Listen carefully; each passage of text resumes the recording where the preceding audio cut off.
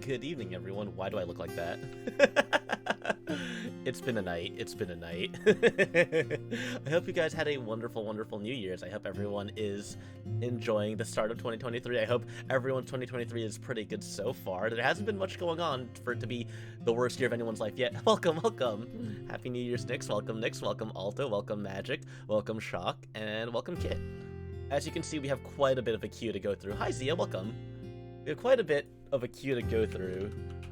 We're gonna try to go through as much as possible. It is 5 a.m. Oh my god, you're already in the next day. You're in the second. You didn't think you could make it, but turns out you read for date and time wrong. Yeah. And you're the first one up, Alto, so we have quite a few readings. I put up, if you're confused as to where the list came from, the list came from Twitter. I asked on Twitter if anyone would like readings. So all the readings are, or all the people who are getting read today are on the screen. And if I don't get to you today, then you will be gotten to tomorrow. I planned out 2 days for this because last year I did like a total of 9 hours of tarot reading for the stream. So we'll see how this goes. Can people still redeem their reading?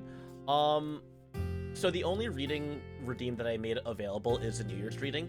So if you are someone who redeemed on Twitter already, you're already on the list. But if people want their reading for like later, like, you know, if you weren't on Twitter or you didn't see the post, yeah, people can still redeem their reading. It's just the people who redeem on Twitter are probably going to be all the ones that we get through today. I'm just shuffling the deck a little bit. Going back to the classic deck for today, just because it's a little bit more familiar to me, and just because I haven't used this one in a while. Oh yeah, of course. Anyone can redeem. That's what I did last year as well. Let me add you to the list, Magic. Don't leave.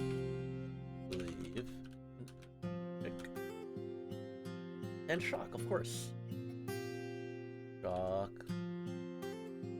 Yes. But let's get started on this reading. I talked about this last year when I did these readings back in 2022. Jesus Christ, I can say that now. That's horrifying. Even though, like, it was also yesterday, but it was also a year ago. But this is a tarot spread that I actually stole from Hololive Gamers' Okami Mio. She did some tarot readings for a bunch of her other, like, you know, her fellow Gen mates and Hololive members.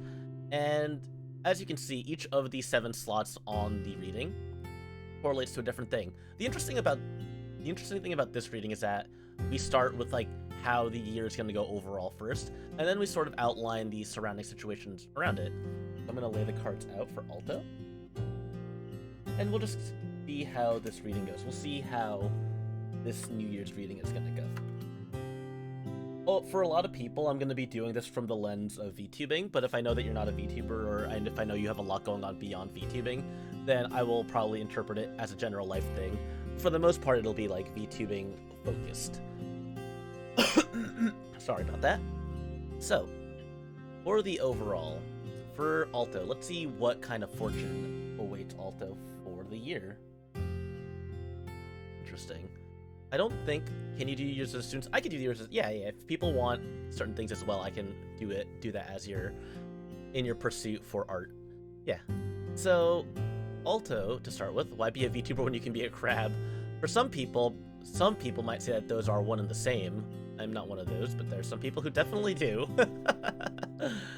Definitely some people who do. So here we have the Hermit.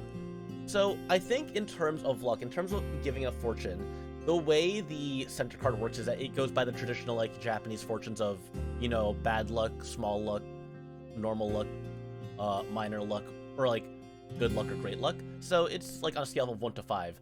I would say that the Hermit, in terms of luck, is an interesting case because it doesn't really carry much positive or negative connotations. It's pretty neutral. So I would say that this means that your year is going to be pretty solid, pretty average in terms of luck. Some things will come to you that are nice. Some things, you know, you might have to try a little harder for. But the way I see this as the overall is that there's going to be a lot of soul searching this year for you, Alto. You're going to have to do a bit of, you know, not necessarily isolation, but a lot of things that you're going to grow in. A lot of ways that you're going to grow are individual, you know, like, self-focused pursuits of growth, as opposed to, you know, more like collaborative with other people. And I know you have a lot on your plate in recent times. There's a lot of projects you've been working on. But from what I can see here, thank you for the resubscription, Bodega. From what I can see here, it's it seems mostly focused on yourself, that a lot of self-discovery is going to be what happens in this journey for the new year. Let's see how things work with other people, though. Let's see what the collaboration holds. Oh, that's actually pretty nice. That's a pretty positive card. So while there's going to be a lot of self-focus, yeah, driving classes signed up to the gym. Ooh.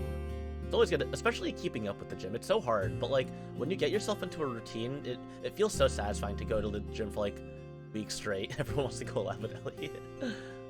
I was lurking Bodega's chat yesterday, and I saw that one of Bodega's goals was to collab with Elliot, which is just one of those like, Bodega, we hang out on a regular basis. You can literally just ask me a thing to collab on, and we'll collab.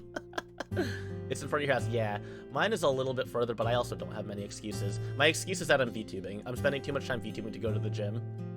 I mean, we did the Nintendo Switch Sports collab, Bodega. That was something that we did together, but that was like a 4-person collab. Oh, it's closed until the 12th. Well, you have a break. Yeah, but I guess you mean like a one-on-one collab. Hey, Biscuit, welcome. Let me add you to the list as well. I think the list is so long. Oh, here it is. I have to like resize it. I have to keep on resizing it. Never mind, I don't need to collab with you. Wow, Simpson. So for the collaboration tile, it's going pretty well. We're just getting started with the, we're just doing the first of our readings. So Alto, the 10 of Cups in the collaboration tile is a pretty good sign, I think.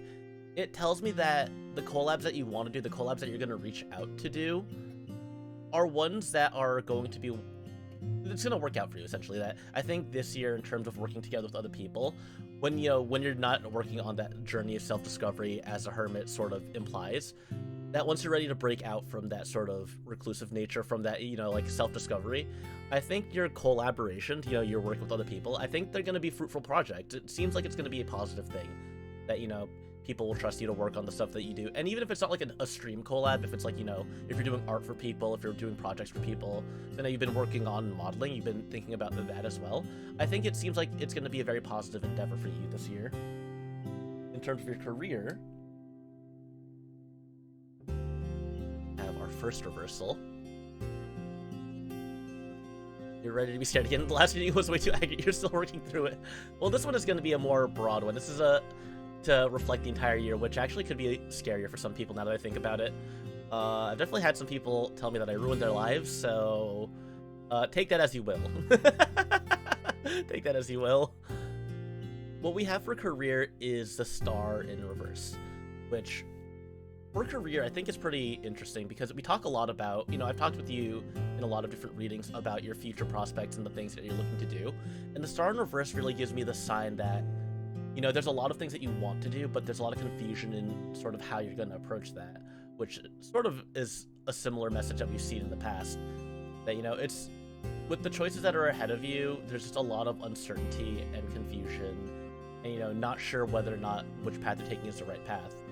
Which, it looks to me that, despite the fact that you'll be able to work with people and you're going to be doing a lot of self-discovery, there's going to be that lingering doubt of, am I going to settle on this? Is this what I'm going to be settling on? Sometimes Apollo decides to throw the dodgeball of prophecy and you've just got to live with it. And he just gets you right in the face with it. But yeah, there's a difference between, like, the project's going well and knowing if that's a project that you want to commit to, like, full stop. Which I think is the rough part. I think it's a good idea to just, live for the moment, live for what you're doing. And I think just enjoy what you're doing as you're doing it. For health, okay, this one's a little rough. Another reversal card, but it's not the worst case scenario, I don't think. We have the Seven of Wands, which, if it was right side up, this would be absolutely... Where did that card go? It would be very bad if it was in the reverse position, or if it was the right side up position. If it was right side up, it would imply to me that your health is going to be in a tricky state where you're going to have to work really hard to keep it together. Seeing it in reverse is a little different though, because seeing it in reverse means that you won't have to fight as hard. There's going to be struggles, but you're going to be able to move past them. It's not going to be a sort of continual uphill battle, but I don't know if there were any illnesses that you've been sort of recovering from recently, but it seems like it's going to be a lot of rest is what you're going to be needing. That when it does come to your health, when it does come to, that kind of sickness, that you won't have a hard time finding the time to rest. So just make sure that when things get going rough, you know, when you're feeling sick. I was feeling sick the other day, and I did take it easy. So just one of those things to remember, to take care of yourself. And I think, yeah, considering your habits, I'm surprised it's not worse. Yeah, I mean, it could be worse, but it's just one of those. It's seeing this card in reverse just tells me that you're not fighting the battle as hard anymore. That the worst of what you had to deal with has been past, and I think the fighting, you know, whatever fighting or whatever struggle you're going through is going to get a bit easier in terms of your health. In terms of money, seems to be a fruitful one. Seems to be a fruitful one that not only you can celebrate, but other people around you as well. It's the Three of Cups. It's a card of celebrating with a group. It's a card of, you know, unity. It's a card of being with others. So maybe, you know, maybe you'll find yourself in a situation where you're, you know, working a job, doing some kind of work with other people, and you can all sort of, you know, relish in the money that you're getting, relish in the wealth that you gain, whether it be through VTubing, you know, whether, you know, you make someone a model and they incline to the moon and back, or maybe it's just, you know, work that you do in your general life that, you know, feels rewarding, feels fulfilling, and one of those things where it's like, seeing the Three of Cups in this position is this idea that the work that you do will be a work that feels fulfilling to you, I think, this year. Magic and religion, a very thin line, but a line. For gambling, yeah, I'm sure that this is a line that Alta needs to hear. For gambling, for risk-taking, I call it gambling, but it's basically like taking risks, like, you know, making your decisions. Magic into stream tags, yeah. So what I have here is the Year of the Rabbit. You're carrot, not tarot. Ivor, all welcome. So for gambling, we have strength right side up. It's crazy that Engage releases this month. I might stream that, honestly. That's probably what I'm gonna stream, like, once, like, that game releases. I might actually do, like, that may be the first, like, new game that drops that I, like, stream day one. But, strength in the gambling position gives me this idea that you're going to be taking risks this year, and the thing about strength is it's sort of having the ability to do things that require a lot of courage, that require a lot of, you know, fearlessness, and diving headfirst into that. And it seems like with risk taking, you're gonna make the choice to, you know, take those risks, to take those challenges. Hi Gween, welcome.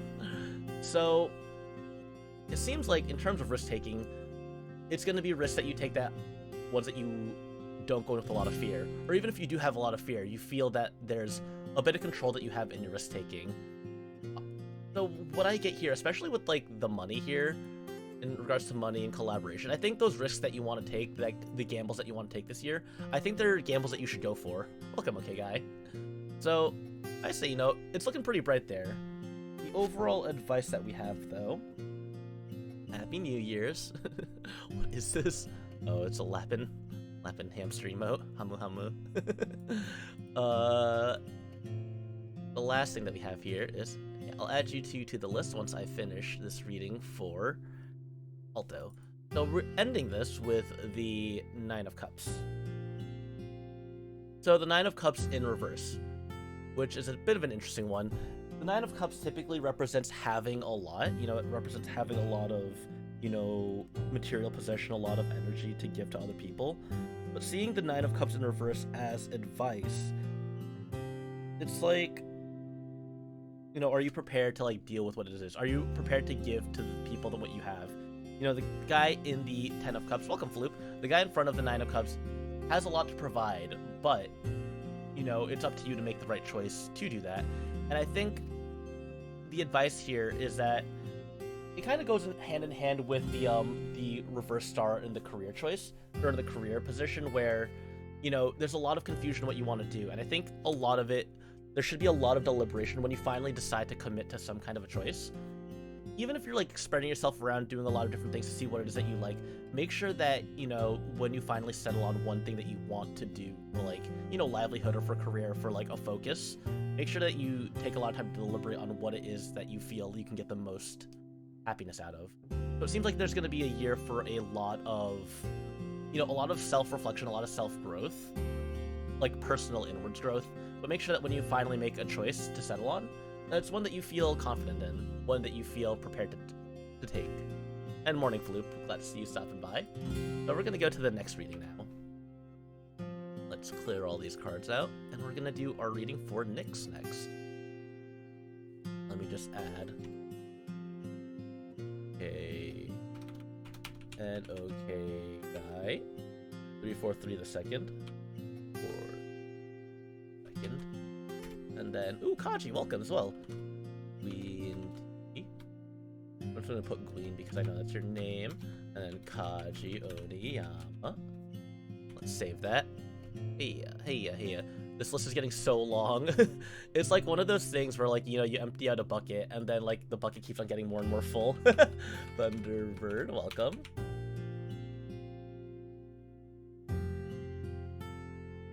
So let's do that, and then we're gonna shrink that a little bit down to size. Gonna get Nyx's icon. And then we'll do the next reading. 150, what a deal. Yeah, that's a point. I forgot that all my keybinds are on. All my keybinds are on my number keys. Blech.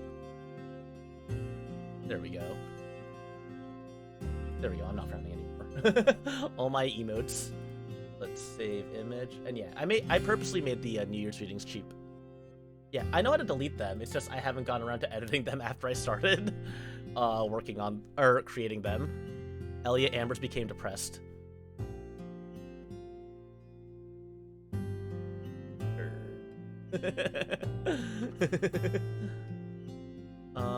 Let's see. The many faces of a man. Alright. So now let's take a look at Nyx. Let's shuffle this deck up.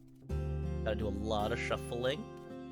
I'm gonna do a lot of shuffling today. It's, you know, you ever do exercise and then you have like the body soreness the next day, and then you realize like what muscles that you didn't realize you use are involved in doing very simple tasks. My like forearms are like a little sore, and shuffling the deck feels a little bit harder than it usually does because it's sore. Sending vibes for the best Nyx. Yeah, Nyx needs all that support. They're doing they got a lot coming up ahead. I'm hoping we're hoping with this body. Nah. Wow, just me. I'm definitely gonna spend, like, after I do my tarot readings tomorrow, I feel like I have a hankering to go to the arcade for one last time. Shuffle a weighted deck to strengthen it. I'm gonna go to the arcade on Monday because that's my last day of break, and then, you know, I don't get many chances to go to the arcade, so I might as well use the day off, my last day off, to go to the arcade and do a little bit more dancing. I remember now we're talking to buffed Elliot. Your body is eternally sore, so you don't even know whether it's exercising or existing. That's true. Sometimes your existence requires you to just be sore perpetually. Sometimes you're just eternally in pain. This is the curse of the flesh prison. One more bridge. And then, let's see. Hopefully we get something good here. Hopefully we get a nice reading.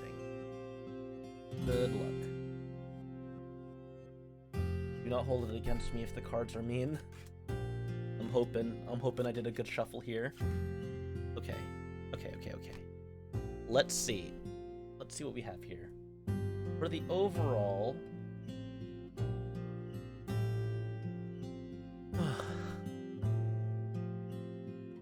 it could be worse, but it could be better. What we have for the overall is the Eight of Swords right side up.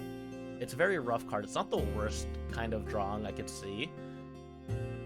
I would say that this falls into bad luck. I'm sorry. The Eight of Swords is a card of feeling trapped, of feeling stuck. It's a card that comes with this idea that you feel like, you know, you don't have a lot of choices to move around where you're at, which, you know, it could be like the limited options, you know, that you have after clearing everything. It's a very rough card. This is like one of my least favorite cards to see in a reading ever. I'm sorry, unless it's reverse, but it's not reverse this time. So it's tricky. The thing about it is that you have to find essentially the ways you can maneuver around the swords without hurting yourself. You know, you're trapped, your arms are tied up, but as long as you can maneuver out, you can find a path forward. It's just the path ahead will be a tight one. So as long as you persevere and as long as you have the willpower, I'm sure you'll be able to push through that. In terms of collaboration, we have a pretty positive one here. Great start. Yeah. We have the Knight of Wands, which is a card representing more forward momentum. I think the way I see this is that in terms of working with others, in terms of collaborating, you'll find yourself with more energy, more the ability to be able to present yourself forward to other people, the ability to sort of present, you know, the ideas and the inspiration, the creativity that you have to the people that you want to work with. And people will be able to see that, you know, essentially you are the Knight of Wands, you are the message of, you know, creativity and inspiration. And I think that's a good thing, you know, if you're able to come with ideas. That creativity is very important, especially as an artist, I think. Having that kind of creativity is a good thing. In regards to your career, we have the King of Swords. Where is the King of Swords? And the King of Swords is, you know, a leading figure, a gentle figure, one with power, and get back here. There we go. One with power, one that represents, you know, the swords typically represent mental challenges, they represent challenges in the mind. And seeing that in the career portion tells me that it's going to take a lot of guidance and a lot of willpower. The King of Swords can be someone that is represented in your life, like usually like a more authoritative or more male figure in your life. And it seems like whatever career path you take forward is going to involve, you know, someone that you're going to have to listen to, someone that you're going to have to work with, someone who might be both a mentor but also sort of like kind of boss or an instructor for you. And it might be that, you know, maybe if you're finishing school, it might be that, you know, someone who guides you might have a lot of advice for you that might be important to follow. You know, it might be important to heed the words of someone who has that kind of power, who has that kind of, you know, insight and authority and wisdom. Yeah, so it looks like there's going to be someone like with guidance, you know, whether it be like your advisors in school. Yeah, exactly. Giving you that sort of guiding push. When it comes to health, I always hate seeing this card in the health position. I think last year when I did these kinds of readings, I saw this one a lot, and it's always a strange card to read. But it's not like the weirdest. My interpretation for seeing the Seven of Swords in this position here, right side up, is that you might push yourself a little too hard and try to take shortcuts to sort of make yourself, like, you know, feel healthier, feel better. That, you know, the Seven of Swords talks about, you know, getting away with things. It talks about, you know, getting away with things, talks about, you know, sneaking around and doing stuff that, you know, taking the easy way out, essentially. And I think when it comes to health, it might be that you'll be so focused on work that you might try to, like, you know, ignore your health or, like, try to, like, fight through it. Just make sure that you take care of yourself, I think, because it's very easy to try and, you know, push through the sickness and kind of try to ignore it. And that's sort of the idea that I'm getting from the Seven of Swords here for your health, is just you might try to like push yourself harder than you need to, try to lie to your body and tell yourself that you can keep on working even if it's better for you to take a break. So make sure you take those breaks when you feel like you need it. In terms of money, we have the... Where are you? We have the Queen of Wands. The Queen of Wands, again, another figure here, just like the King of Wands. The King of Wands was someone who was directing you and giving you insight for your growth in your career. The Queen of Wands is someone who is guiding you in the sense that, you know, to help you make the choice that you need to find the successes that you need. Yeah, exactly. Make sure you just take care of yourself. So, you know, wands, we talk about being more symbols of stability, symbols of, you know, insight and inspiration. So the way I see this is that, you know, again, it seems like there's a lot of figures that you're going to be turning towards, and that's a good thing. Work starting. Yeah, no problem. There's a long list here. So again, both in terms of money and in your career, it looks like there's people, both male and female, like leading figures that you're going to turn to, will sort of give you the guidance that you need to move forward. I think listening to other people is going to be a very important thing. Listening to the advice of your peers, of the people who came before you, seems to be an important thing. That's exactly what I'm saying. When it comes with gambling, when it comes to taking risks, we have the Two of Cups. And the Two of Cups is a card that, represents unity with you and someone else. So it seems like there might be a project that you take on with someone, maybe it might be like some kind of big art project, or maybe a project where you're going to be doing the art and someone else will be doing something different. That's the kind of thing that I'm seeing here, but it looks like in terms of your risk-taking that you'll be involved with someone, and it seems like there's going to be a lot of trust here. I think that trust is very important. I think that, as long as you sort of trust in the person that you're working with, that the risk will be pretty worthwhile. That it doesn't seem like it'll be like a dangerous risk. This is a pretty positive card, a card that represents, being ready for, unity and stuff. Welcome, Dado. Happy New Year. And that leads us to the advice. And the advice here, which I think really does tie in with the whole Eight of Swords in the beginning. Sometimes when you feel like you're stuck and you're struggling and there's nowhere you can go, we see the Ten of Wands here in the advice here. The advice sometimes is to just let go. The advice is to not have to carry all the burdens on your own.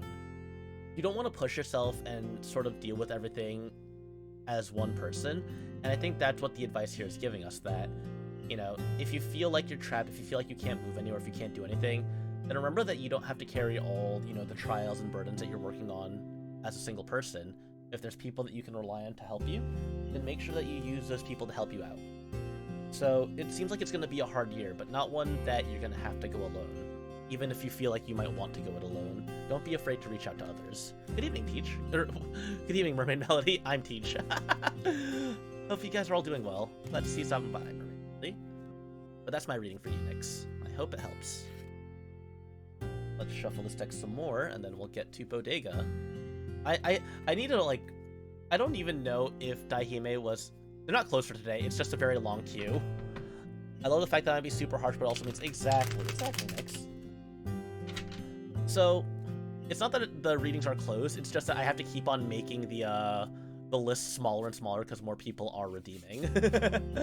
I might not even get to everyone. I want to, at the very least, get to Floop's reading, and then tomorrow I might do the rest.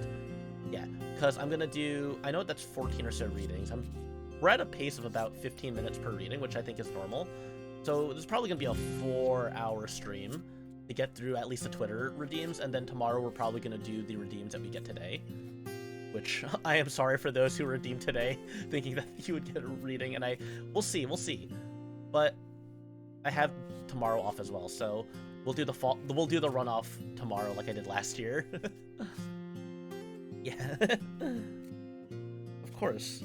And the VODs will be up, and I'm going to make sure that these VODs get preserved. I think one of my New Year's resolutions for streaming is to actually properly archive and upload all of my VODs, because I did a terrible job of that last year.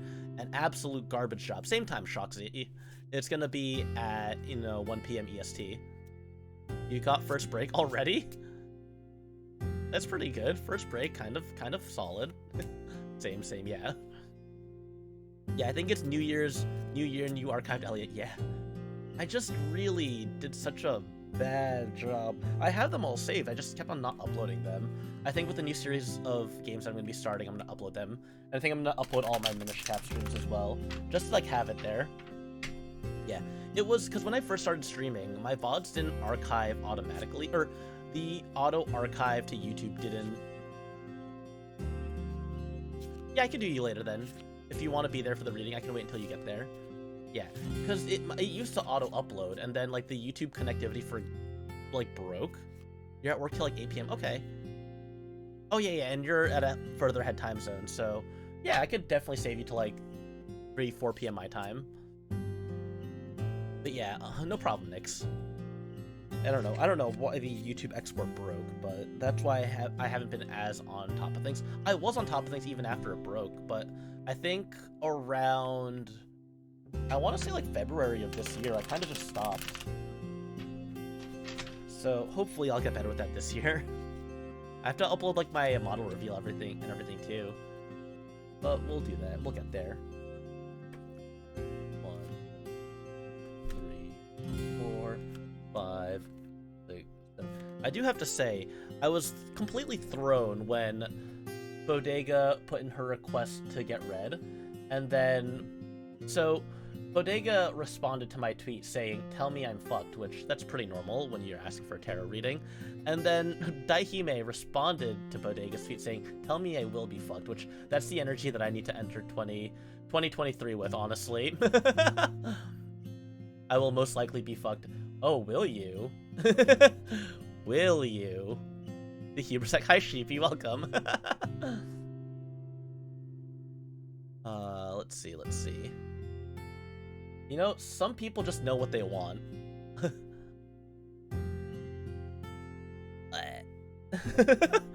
What are all those ogays? Those are some good ones, actually. Can't wait for someone to get IRL crit. Why does it take so long for my computer to open the save prompt, by the way? I'm trying to like save these images to update on the Blackboard, and it takes a solid like 30 seconds for the save prompt to come up. This is actually ridiculous. My computer is on some kind of a struggle, I think. It's so sad. Can we get 550 likes? But let me just update this list. We said it's Bodega next, and who asked for reading Melody? Mermaid. Twitch doesn't have a like system. Yeah. Tipathon. Oh my god. Tarot cards. It's just like Persona 5. It's okay. You know, it's just like Persona, right? It's just like Persona. It's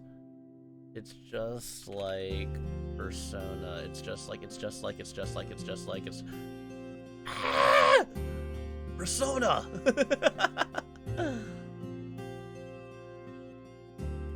Oh, it's attached to the blinking.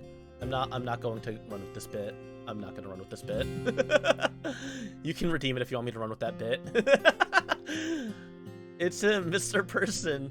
I don't remember. I think I might have turned off the redeem. I can't. Wait, that's actually really cool. I'm gonna hold the mask, actually.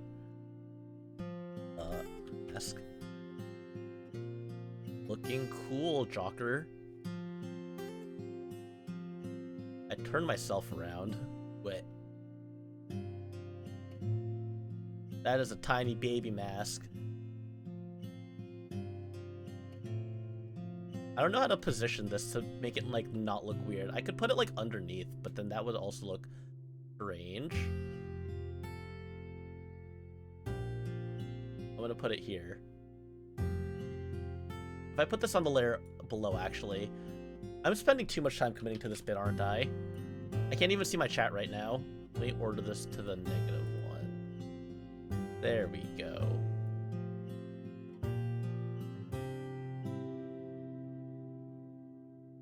It does not pin to my hand.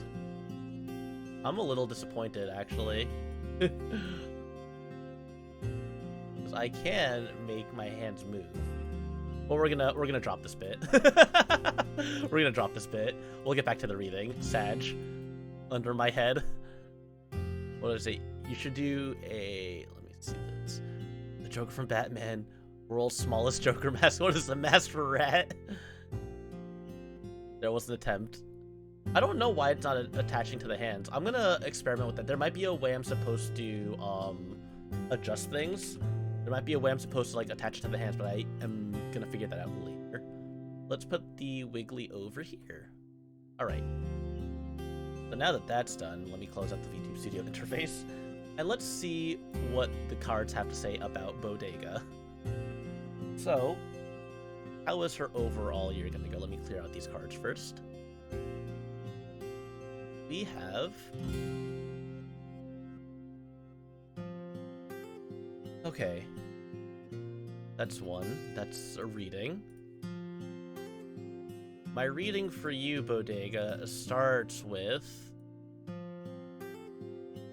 minor luck. I don't say this is a bad luck card. It's not inherently negative as much as it's just neurotic and worrying. But the Eight of Cups in reverse, the Eight of Cups typically talks about how you leave behind your regrets. You leave things behind that you know that you were supposed to leave behind, and you're moving away from everything. But with the Eight of Cups in reverse, it's this idea that you don't feel comfortable leaving things behind. That there's still things that you don't want to walk away from, and that you still want to, keep with you. And it seems like that's going to be a big part of moving forward. That's going to be a big part of going through this year. Sort of like trying to keep control, or keep an eye, or keep your, keep influence on the things that you don't want to leave behind, or that you're not ready to give up on just yet. So it's just one of those things where you'll need to make sure that you don't tire yourself out trying to hold on to everything, trying to hold on to things that you may or may not want to hold on to. So just make sure that, you're keeping yourself happy as well. In terms of collaboration, where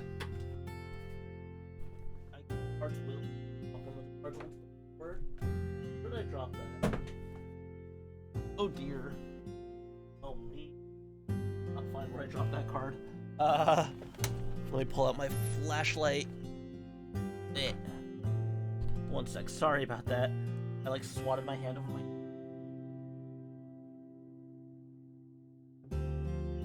I'm gonna actually move that card then, because that card was revealed to me. We'll keep that there. Everything happens for a reason, as they say. This doesn't bode well for Bodega's here.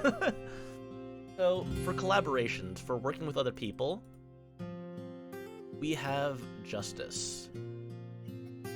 And I think what this represents in terms of collaboration is that you're going to be a bit more choosy with your collaborations. You're going to be a little bit more, pick and choose who you want to collab with. Think about, who do you want to work with? Who do you feel, is someone that you want to, spend that collab time with? And I think that's fair, There are some people who really just say yes to every collab, and then sometimes you'll see them on stream, and you'll see that they might be, visibly uncomfortable or have, negative chemistry.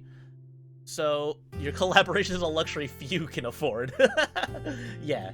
And I think that's just a lesson that some people learn, is that, if you aren't the type to be as easily able to collab, or if you just don't know if you mesh well with literally everyone, then sometimes it's important to be able to, discern who it is that you do and don't want to collab with. And that's sort of what I'm getting from this card here. For the career, we have the Three of Pentacles, which is a card of mentorship. It's a card of learning from others, but we have this in reverse, and stop doing that. OBS group, stop waiting out for 1 second challenge.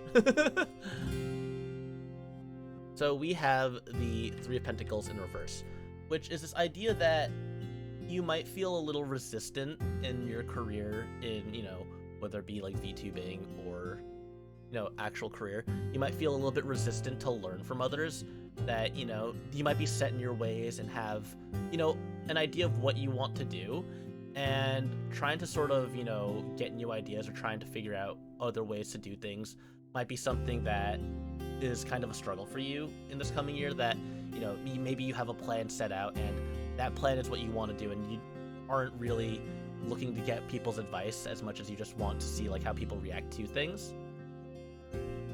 For your health, I keep on dropping the same card. I'm gonna lose it. How does this keep falling? I've seen what card it is at this point. I know what the card is. But what we have for health is a card in reverse, but this time it's more of a positive connotation because it's in reverse. So the Nine of Swords,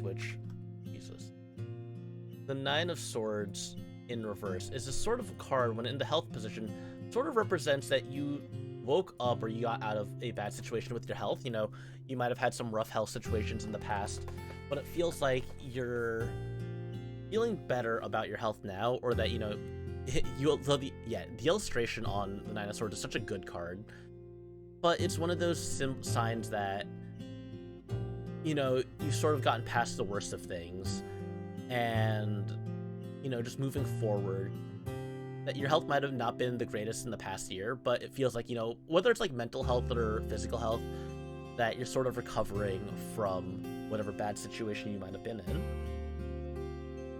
In terms of money, we have, I feel like this card in this position just represents the Sigma grind set.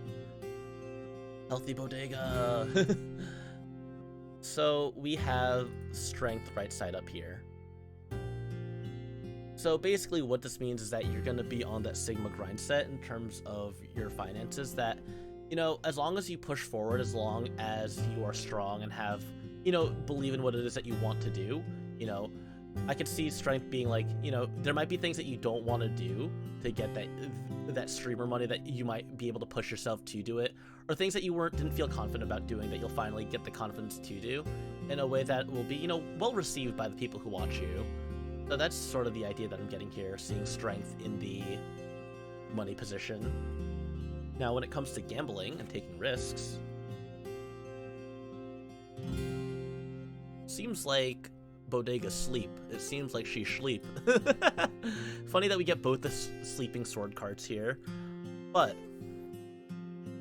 what it seems to me here is that there's not going to be much risk taking this year, that, you know, the things that you do are things that you feel are in your wheelbarrow. They're things that you feel like you can do, and it doesn't feel like you're going to go too out of your way to try to take crazy risks this year.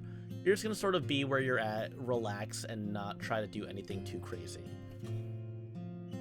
And the advice, which this card fell over my table like 3 times at this point, is the Five of Pentacles, which I think is an interesting card to see in the advice column, in the advice section. It's a card that represents loss. It represents, you know, getting destroyed. It represents, you know, dealing with like hardships and troubles. And I think seeing this, especially seeing it lined up with the, I can only have such a big table, Bodega. Seeing it lined up with the Eight of Cups in reverse is this idea that if you dwell too hard or cling too hard on the things that you need to let go of, that it'll make your year a lot harder. That sometimes you need to let go, and sometimes you need to not dwell or cling on to things that might be hurting you if you're holding on to them too closely. So that's my reading for you, Bodega. Just make sure you can move on in a way that is healthy and good for you going forward into this year. Now, the next person that we have to read for is Daihime, who is asking if they're going to be laid. No problem. No problem, Bodega. So Daihime, the Ojo-sama male. Let's go and save this. Save him as...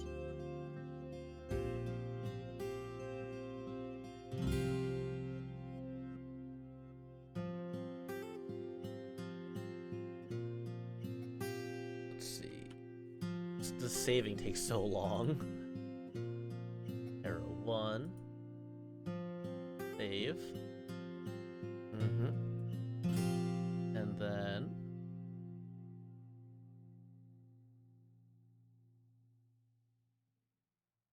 let's see. We've got Daihime now.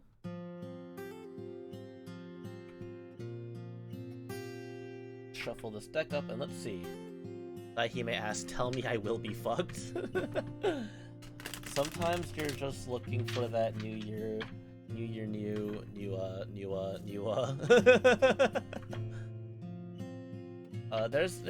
There's a man who once said, a wise man named Takeshi once said, "Whoa, sex!" Let's see though. Let's see what the cards have to say for him. Shuffle the deck up. I don't know if they were actually asking for a reading or if they were joking with how Bodega worded hers, but I'm going to believe that Daihime asked for a reading.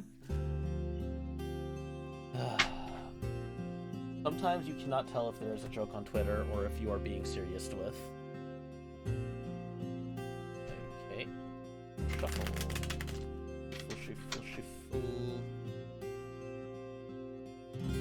I am not changing Bloom's name either. It's staying as John Bloom. I can call him that because we're co-workers.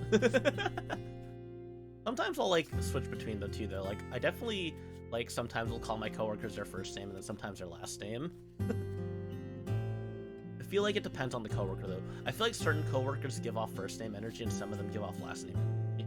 It's like a thing. Trust your dogs. Right, let's see. Let me do one more bridge shuffle and then deck a little bit.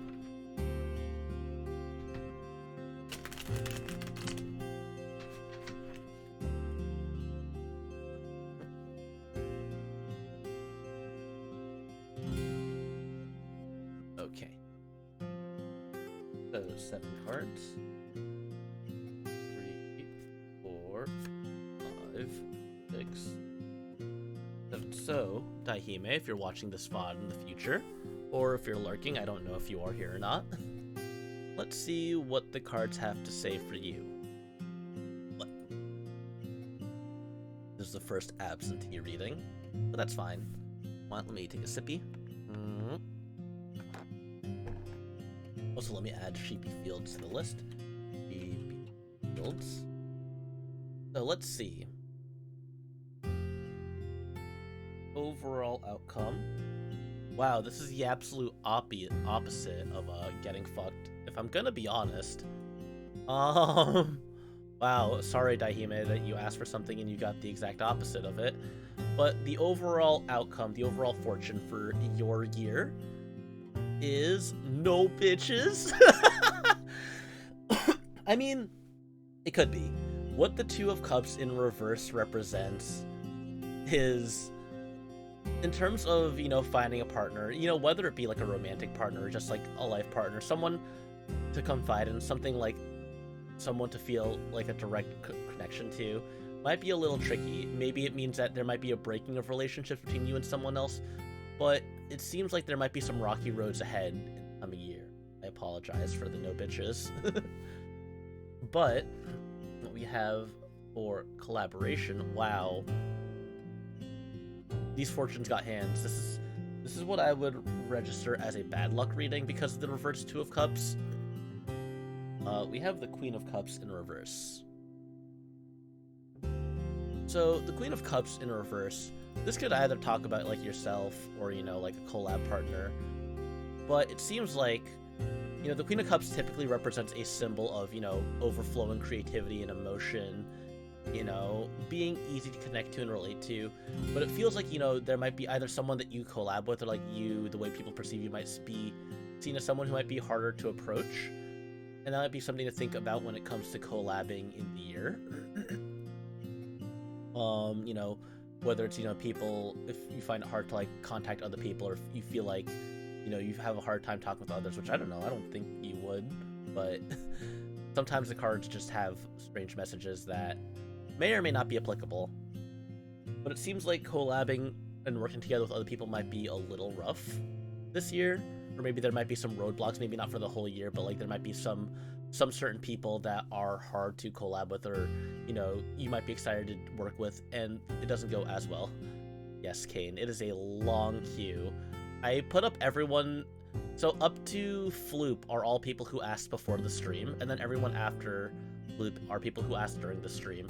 I want to get to at least Floop today, because that would be everyone who asked beforehand, and then tomorrow is probably going to be the part 2 of the stream. So let me add the list kind. And I will update the list once I take Daihime off, once I'm finished with their reading. Yeah, sorry. For career, we have, this is a very reversed reading. We have the 5 of Wands in reverse, which indicates to me that there might have been conflict in the past where wherever it is that you're working, whether it be like, your focus on your YouTube career, why not just do a 12-hour stream because I have things I need to do? You could name a newly discovered planet, what would it be? I don't know. Probably name it after like one of like the lesser used like Greek or Roman gods. I feel like that makes a lot of sense if we go with like naming conventions. But yeah, so also welcome Slothidi. For this, it seems like there might have been a lot of conflict when it comes to like either streaming or like your own career in recent times. But it feels like, the fighting, the conflict has sort of wound down. Maybe there were people that, you were trying to avoid or try not to interact with, and now, this year you can sort of like move past that kind of conflict or the people that you didn't want to deal with and sort of be able to focus on yourself and not have to focus as much on, surrounding conflict. Oh, and thank you for No Data here. Thank you for the follow. I hope you're having a good day. I'm gonna lower the audio there. That was kind of loud in my ears. For the health card for Daihime, we have King of Swords upside down. Which, here we go. Let me just find this. King of Swords reverse. Again, the King of Swords all have to do with, the mind, with sort of mental state. And seeing this in reverse sort of gives me the idea that, there might be some things, some challenges, probably like mental challenges that might be a struggle with you moving forward into this year. And I think losing control of those might make, might make it harder on your health, or just might make your year harder in general, with mental health and that kind of thing. It's kind of rough, but, as long as you can keep a cool head, I think that's important. And with the King of Swords sort of being, that sort of representation of a clear mind, of, pointed wit, that kind of stuff, that in the reverse position, it could speak for, choices that you make in regards to your health being a little bit clouded or, not the easiest decisions to make. Just make sure you're taking some time to clear your thoughts. Jesus, finally. We have a right side up card. And that right side up card is the Lovers. Where is it? It's not in any position that implies about getting fucked, but God, there's like low-hanging fruit that I can go with here. There's some low-hanging fruit that I can go with here. I'm gonna go with it. You or someone you know is gonna be a sugar daddy. What it tells me is that, in terms of money, in terms of, wealth and fortune, that your relationships with people are going to be an important part of the money that you find in this coming year, whether it be that you just find someone with money or that you're able to spoil someone. It seems that kind of idea is what I get from seeing the Lovers in the money position. So maybe you do get what you want. In terms of gambling, though, in terms of risk-taking, we've seen this card in this position before. It's hilarious. I'm glad you think so. I'm glad I can add some humor to your guys' ears. We have the Strength card in reverse, which I think in terms of gambling is pretty interesting because it gives me this idea that, there will be risks that you can take, but you might not have, the fortitude or the conviction to sort of follow through with those risks. That, you might have a bit of fear when it goes to taking risks or starting new challenges that you're not fully familiar with. So just make sure you're not too afraid, make sure you're not too scared to, follow through with things. I think it's not a warning to not take risks, but rather, if you don't believe in your ability to take those risks, then it might be that kind of self-fulfilling prophecy. I don't know how to react to a social saying you will or will become a. Yeah. Anyway, the advice. Wow, this is actually pretty interesting as a final advice card. We saw this card earlier as well, but right side up. The advice card that we have is the Seven of Swords in reverse, which if I can click on it, sure, please, just, there we go. So the Seven of Swords, no doubt here. I think the other part about spoiling someone is probably also relevant. Yeah.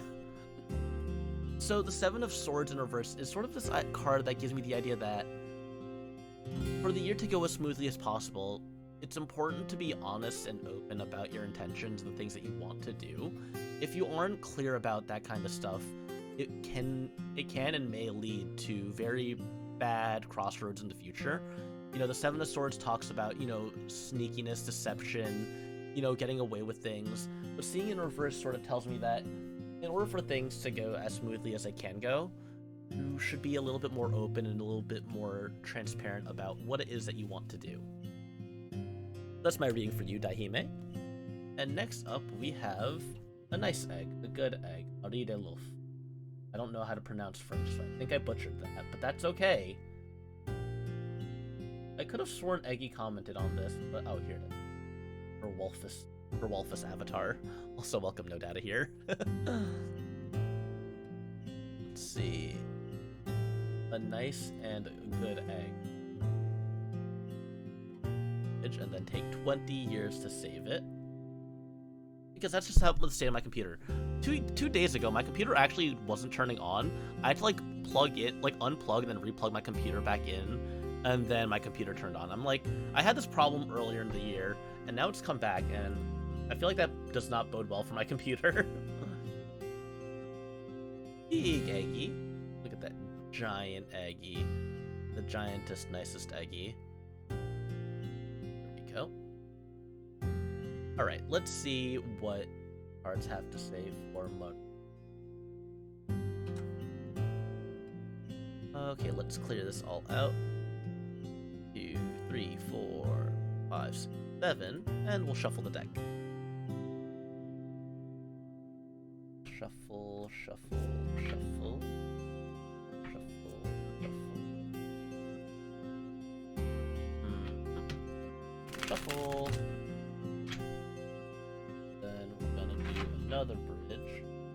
Double bridge back to back. I feel like that like sort of like reverses what I just did. But what if I triple bridge? No, I don't think that actually reverses it. No, that wouldn't make sense. Especially if I didn't like have the same gaps of cards. Shuffle.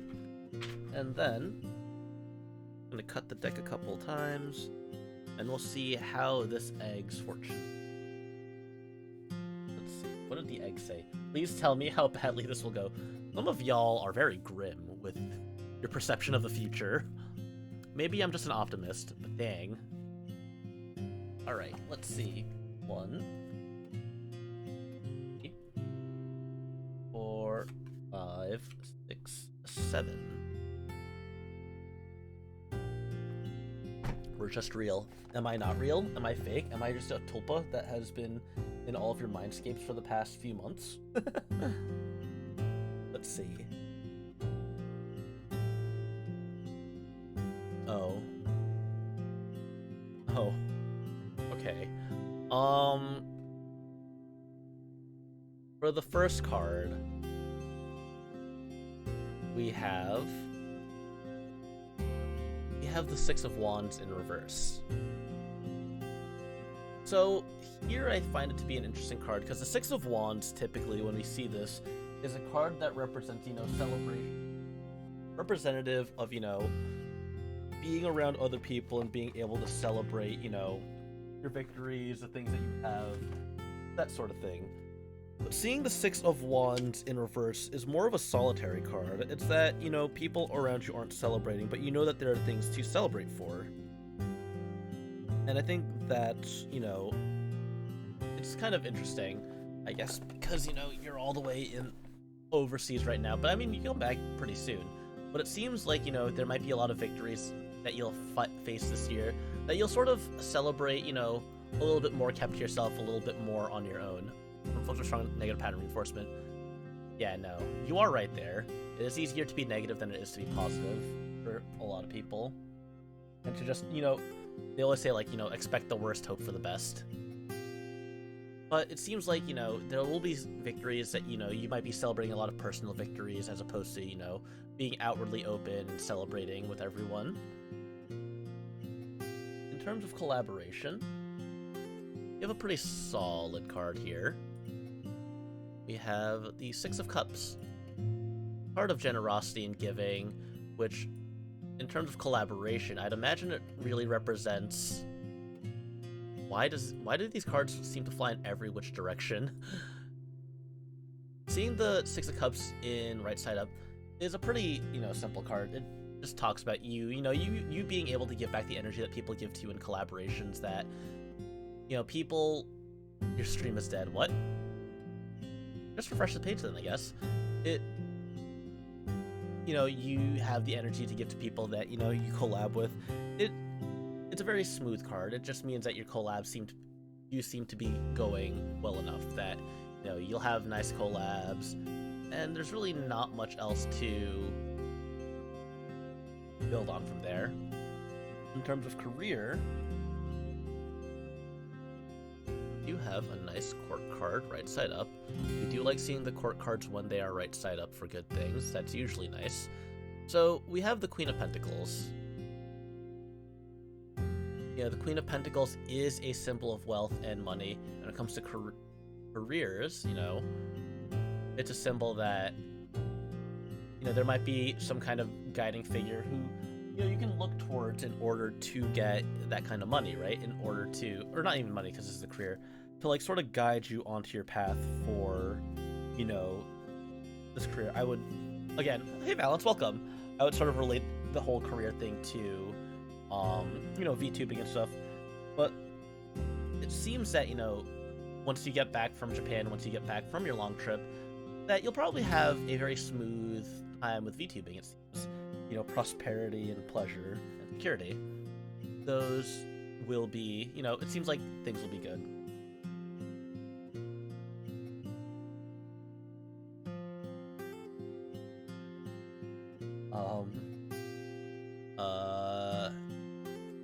I don't know how to break this one to you guys.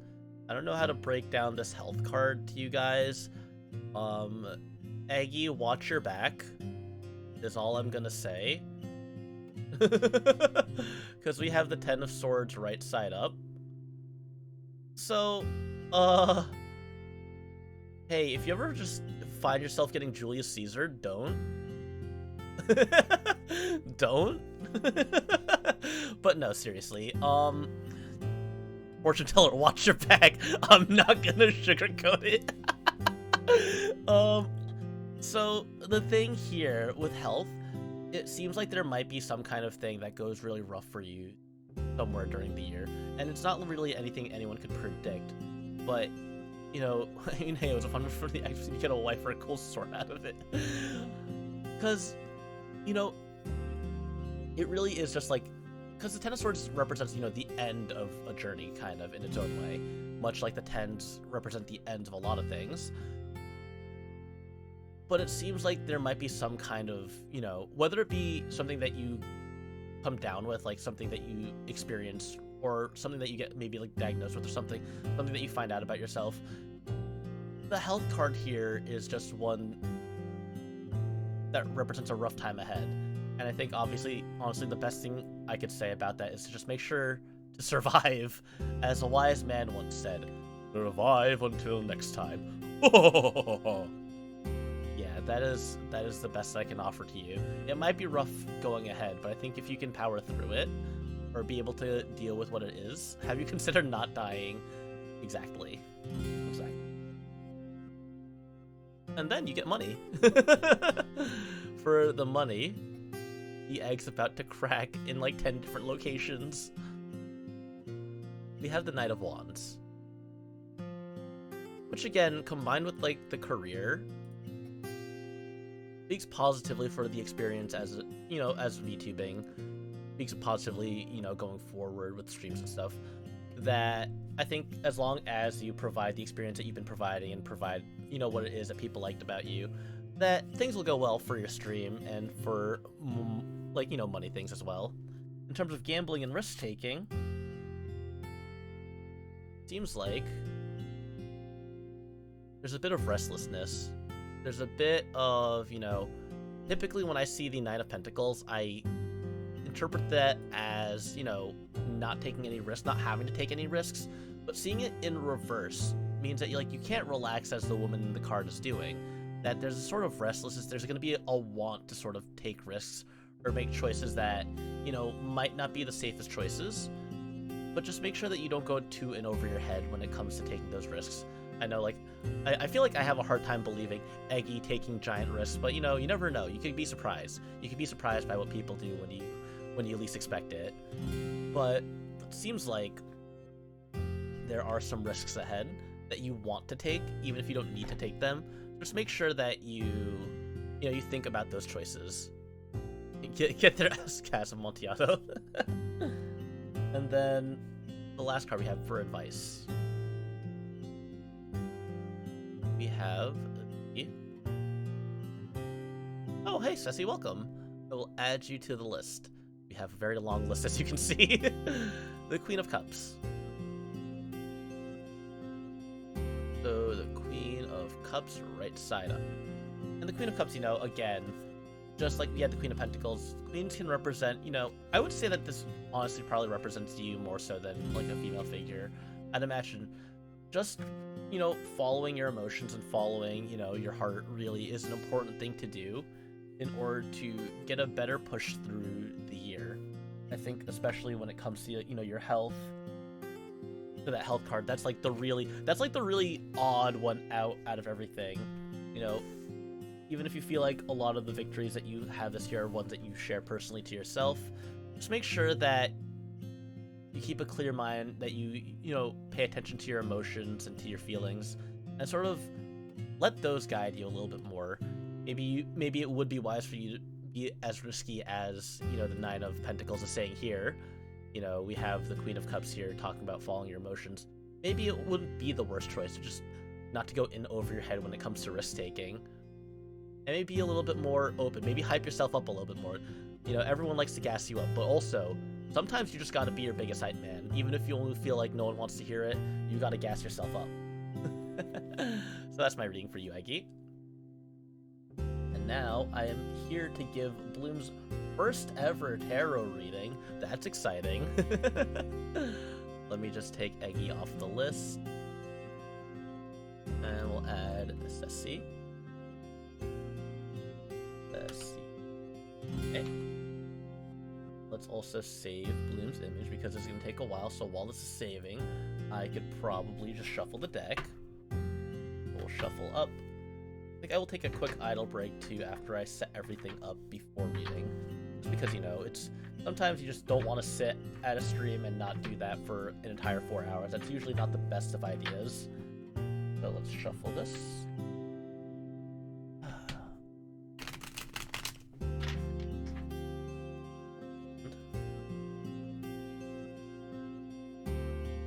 Shuffle up a little bit.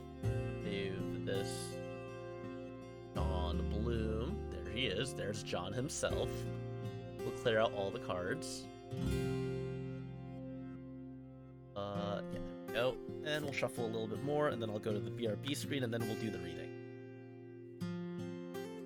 We'll see what the year has to provide for the professor. Hopefully it's good. I feel like if I give a coworker a bad reading especially, that's like, don't blame me. I remember I brought my cards to work one day. I brought my tarot cards to work, and I was like doing readings for students, and then one of my coworkers looked at me weird, like, "What are you doing, man?" I was like, having fun. Reading fortunes. Get over yourself. Alright, I'm gonna be right back. Save this, and I'll hit BRB. Gonna take a quick idle break.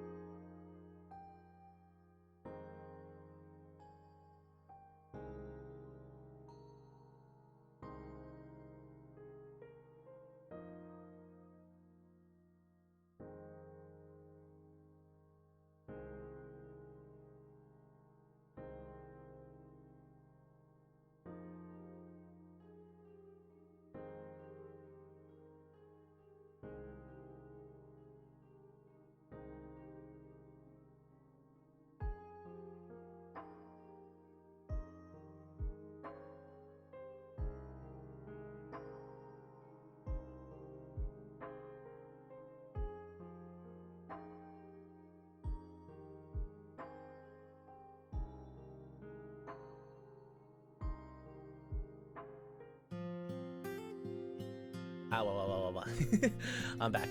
Sorry to hear about your internet, Shoxy, if you're still here. I hope it gets better. I hope your internet stops being die. So let's see what the cards have to say about Bloom. Let's see what we have here. So, I have 1, 2, 3, 4, 5, 6, 7. Hopefully Bloom's year goes well. His car broke down, and that's some of the worst things that can happen in this modern day society. Not having a car is like being in like the Middle Ages and not having a horse. Imagine if your horse just broke down. That'd be crazy. All right.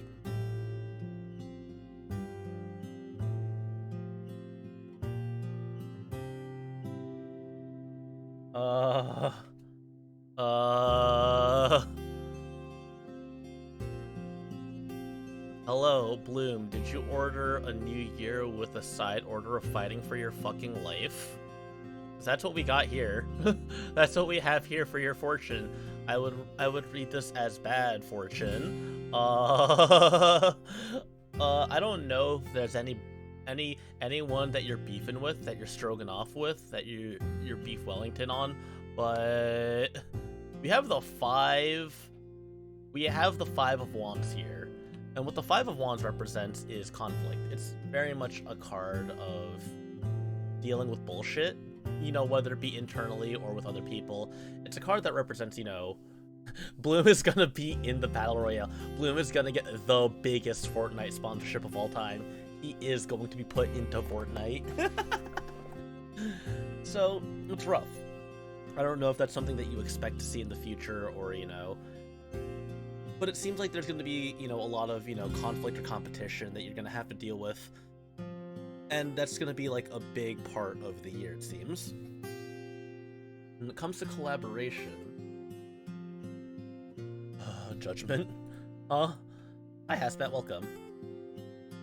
So, the next card that we have here is Judgment. Which, again, very similar to, like, how I saw Justice in Bodega's reading. Seeing Judgment in the cards here shows me that you might end up being a little bit more, you know, picky or decisive with like what you're able to give your time to collab with, which, you know, makes sense. You know, if there's a lot of people, if you're busy, there's a lot of things going on, which I know you have a lot of things going on. You're gonna have to make those choices. You're gonna have to make those decisions, sort of be able to choose like what it is, what you want to do, what you want to choose, be able to collab with, you know, what you want to, how you want to work with others. And it's one of those things where it's like, you know, you sort of make the decisions for yourself. You're not just gonna like work with anyone. You have your own freedom of choice to choose the things that you want to do, and you're gonna try to spend your time in a way, you're gonna try to spend collabs in ways that you think are gonna be, you know, the most enjoyable for yourself and for others, which I think is a normal thing that a lot of people end up getting into. And once we get to a certain point, we'd like to stay, you know, comfortable with the people that we know in terms of working together. When it comes to your career, I actually just saw that I don't even have to change the card here. You have the Queen of Pentacles again, which again is a sign of, you know, of fortune. So, you know, Bloom, unlike Eggy, you are not a woman. So I see this more as there might be some kind of figure in your life, some kind of woman who sort of gives you this sort of guidance in a way that leads to more, you know, material prosperity, like success in your career. Maybe there might be someone, maybe there might be a collab partner that, you know, helps you out, or some connections that you make that really helps you, you know, get going with your career, whether it be, you know, your teaching career on stream or your teaching career as a career. But then we have health, which is pretty neutral here.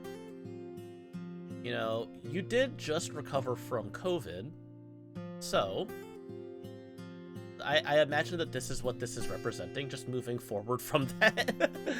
That, you know, you're getting away from the sickness that you just went through, and you're just moving forward from there. You're moving on from the sickness, from the bad health that you were at, to better health. And again, this might just be a sort of recurring theme here, the Six of Swords. Just, you know, getting down with the sickness and just taking it easy and having to just move forward from that. It doesn't represent anything bad as much as it just represents, you know, things come and go and you just deal with them as you have to deal with them.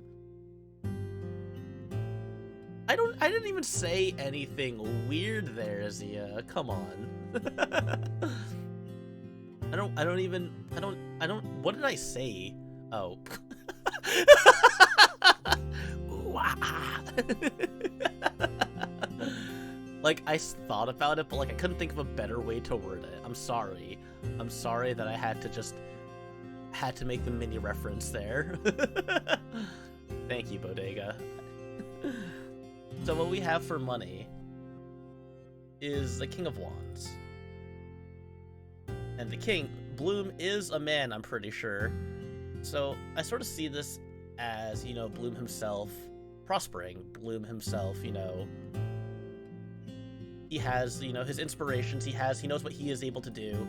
He's very stable, he's very rooted. And in terms of money, it looks like, you know what you're doing. You're pretty rooted in where you're at, and you know what it is. Like, you're Bloom knows what he's doing.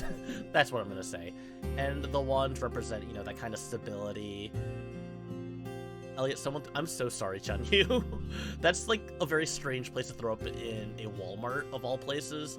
Like, not like the food area, the electronics section. They look at the Xbox One and just start vomiting. But yeah, it seems that money will be a pretty stable thing for you into this new year. In terms of gambling, we saw this from Bodega as well. It's literally the same card in the same position.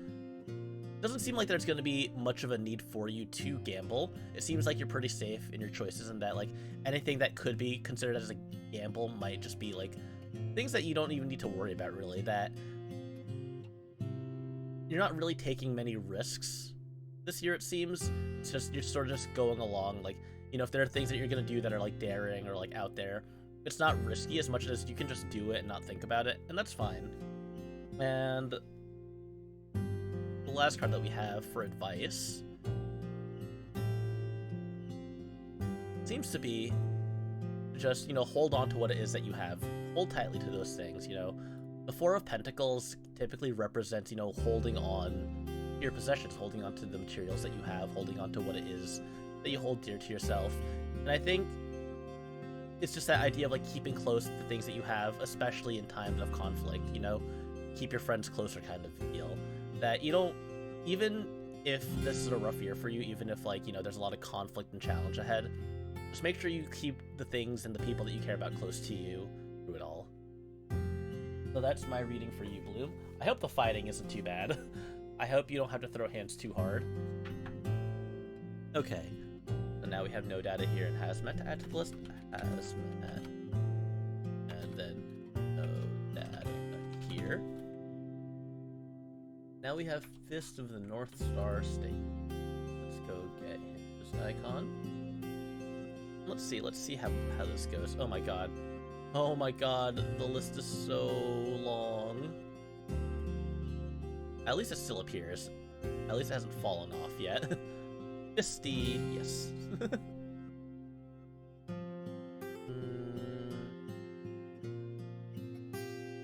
How would you call him Fisty? That is a name. That sure is a nickname. You're now wondering what's the worst card to start with? That's a good question. There's a lot of pretty bad cards to start with. Like, it really just also depends on your current life situation too, I would say. Like, a card that's bad for one person might not be bad for another person, is a thing. So that's another thing that we have to consider. Like, for some people, the Tower might be a positive card because it represents, you know, the end of some kind of bad situation that, you know, things might be getting torn down, but that might be a good thing, that things sort of break down and get all fucked up. For other people, things like death might be a terrifying card to get because they're comfortable with the way their life is, and they don't want to have to deal with that sort of spontaneous massive change. So it really is, it's hard to quantify like what a good and bad card is. It reminds me of an idea that someone had, you know, of like playing poker, but you give tarot readings to people, and it's just like, because everyone's fortunes are so different and everyone's lives are so different, and we're all at different places and different, you know, positions of our lives, it's hard to really quantify what is and isn't a good fortune for someone. Yeah, exactly. One person's dream could be another person's nightmare, and vice versa. So let's shuffle this up and see if this to the North Star State should be increasing the contents of their alcohol cabinet, of their liquor cabinet. I definitely have a very dwindling. I haven't been buying a lot of alcohol recently, which, you know, honestly, I think is for the best. But sometimes I like the taste of the sippy, and that's what makes me upset the most, is that I unironically like the taste of alcohol, and if I could have that without getting drunk, I would, but I can't. So I'm at this crossroads. Some drinks just taste really nice. Like a margarita just has a special, like a certain kind of taste, or like a fuzzy. I guess with a fuzzy navel, you can just really just mix orange juice and peach juice, and it's more or less the same thing. Like anything that uses schnapps, I guess, really you could just use juice instead. But I feel like the alcohol kick is an important part of that, and I want to get that kick without actually getting intoxicated.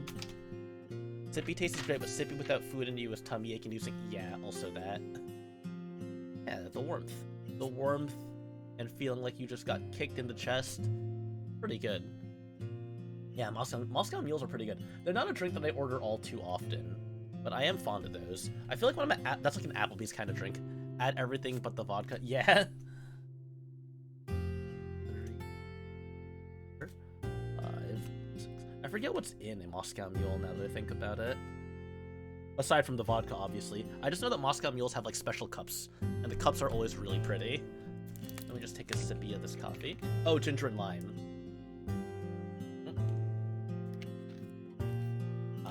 Alright.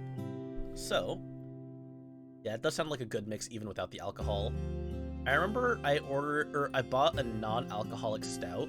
It just tasted like chocolate soda. It just tasted like chocolate soda. And it was sad. It didn't have the sting that the alcohol that's supposed to be in it gave it. Anyway, this is the North Star State. Your overall reading for the year is fuck the police, is what I'm getting here. It's fuck the police. It's that big fuck you, I do what I want kind of type beat. We have the Emperor in reverse as the representation of your year, which very much, you know, the Emperor is a card signifying authority and power, you know, whether it be like, you know, a boss that you have, or, you know, maybe like your dad, or like some kind of like authority figure that you look up to, or, you know, that has like power over you. Seeing in reverse means that, you know, there's sort of a loss of that power, sort of a loss of that, you know, whether, or even if like you had that power, but it seemed like there's a shift in that sort of like dynamic, and that's going to be a big part of this year, you know, like sort of like a passing of the torch kind of thing, or just, you know, a change in a paradigm.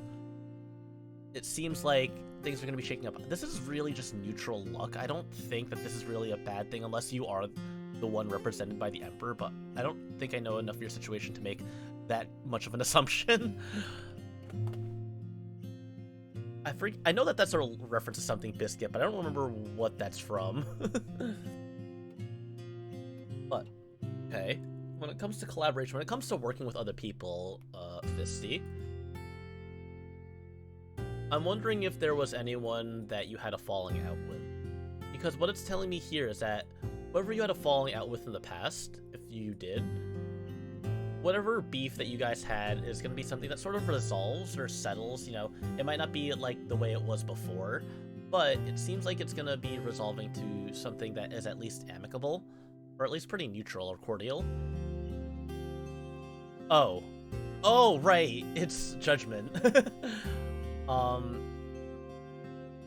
But yeah, it seems like in terms of collaboration, you know, if there were, you know, like trust issues that you had in the past with certain people, it seems like those trust issues aren't going to be as bad forward this year. In terms of your career, oh hey Gunpei, welcome. Add you to the list once I get through this reading. For career, we have the Nine of Swords in reverse. Again, we saw this earlier. I guess we're going to see a lot of cards repeated because there's just so many readings happening. I like to think that when I like try to rotate a card and it like starts flying off the board, it's like if I was like actually sitting in front of you and like try to like flip a card over and just get sent flying off the table. But here what I see in terms of career is that, you know, you might have felt like your job or what it is that you're doing, the work that you're doing, was sort of a nightmare, but one that you're kind of recovering from. Maybe you've had like a pretty bad season recently. Maybe like the Christmas and New Year season was really rough, but you're getting to a point where it's not as bad. Also, we'll spawn some more Wigglies. Let me just add this to the list before I forget. Let me just make sure I didn't yet. Go Gunpai and then Neo Pessimist. Also welcome Neo Pessimist. We have such a long list now that I'm seeing it. Oh geez. We might have to do some more past loop just so that, we at least get through half of the list. Let's see. Well, let's put you over here. Wait, why is it getting... Why is the Wiggly immune to my twisting?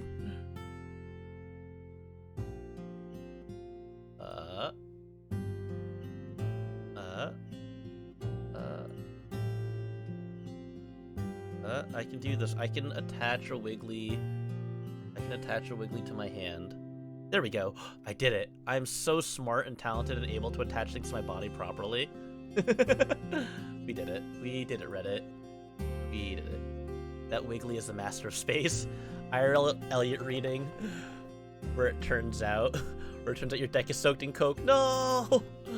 The tickling Wiggly. Okay. But yeah. Where did my what go? I don't have legs. Don't ask me about that. I'm just half a body. Shut up, Chanyu. I'm insecure about my lack of legs in this outfit. I'm kidding. But this model was never meant to be seen from below the waist. But yeah, it seems like whatever roughness that you were going through in your career, North Fisty, sort of like the worst is sort of over, and moving into this year, things are getting better. Hi, Jones. Welcome. Have you considered prosthetics? No. I'm just gonna like MS paint some legs onto me. In terms of health, the Legless Cartel has taken over. In terms of health, we have the, what is this, the Three of Wands? The Two of Wands. The Two of Wands in reverse. Which signifies that, you might have been in a period of waiting at some point recently, but it seems like that waiting period is almost over. I don't know if there's any sort of medical conditions you were waiting for a doctor's appointment or anything, but the way I see it, the Two of Wands, is that in reverse, it might feel like there might be more waiting that you have to do, that typically when I see the Two of Wands right side up, it's this idea that, if you wait, things will come. But here it feels like there's a bit of a delay, that you're thinking or you're expecting something, but what you're expecting to come in terms of your health hasn't gotten better yet. Sometimes there are just things that when it comes to our health, we're if I sleep this off, I'll be better. And then you sleep it off for, a week or 2 weeks, and you're like, I'm gonna sleep it off another night. It's one of those things where sometime throughout the year, there might be a point in time where you feel that kind of condition with your health. And at that point, I think it's better to just make sure that you don't put off going to the doctor or anything. I say this despite the fact that I haven't seen a doctor since before COVID, but that's besides the point. Yeah, if you can, just make sure you take care of yourself and take care of your health when things don't get better, and don't push them off for too long. In terms of money, we've seen this guy a couple times, but we haven't seen him in this orientation yet. We have the... Where are you? We have the Knight of Wands in reverse. So again, if the Knight of Wands is a messenger of that kind of inspiration, stability, someone giving you a sign that, that inspiration is going to be flowing through you. In terms of money, it feels like you might feel stuck somewhere, which I think is interesting when we relate it to the money part here, these two here. Feeling like you woke up out of a bad dream, but still sort of feeling that kind of stagnation, that lack of mobility. It's one of those things where you kind of just feel stuck. Things are getting better, but you feel like, in terms of money, things aren't going, as lucratively or as nicely as you'd like them to be. Now, when it comes to gambling, I could just place that I'm not going to sugarcoat it image but we're gonna say that it's pretty good. Oh, let me also stretch. I didn't stretch last time either. Let me twist my back. Will it crack?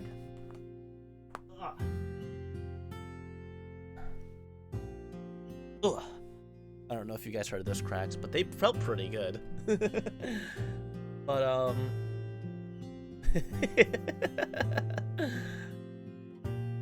here. Sometimes you just need to twist your back. It's fine. My bones are fine. My bones are not any issue. We have the Ten of Swords in reverse. I think it's interesting because usually the Ten of Swords right side up represents a defeat. But Ten of Swords in reverse sort of represents, you know, the recovery after the defeat. It represents, you know, getting that retry, getting that sort of getting that new chance. And what it tells me is that you might have in the past made some pretty bad choices with gambling. Like, not made bad choices, but like gotten unfortunate when it came to taking risks, and like maybe those risks didn't pay off. But seeing this in reverse seems like it might be offering you another shot, though it's up to you on whether or not you want to take that shot or if you want to play it safe, you know? Because the Ten of Swords already represents a very strong loss. But, you know, you have the choice again. Try and take it back. So I would say that if you're feeling lucky, you can go for it. But it might be a bit of a risk if you're already recovering from a bad loss. You're not the only one here. I would love to go and see a witch doctor to go and mess with my bones. I would love that. And the advice here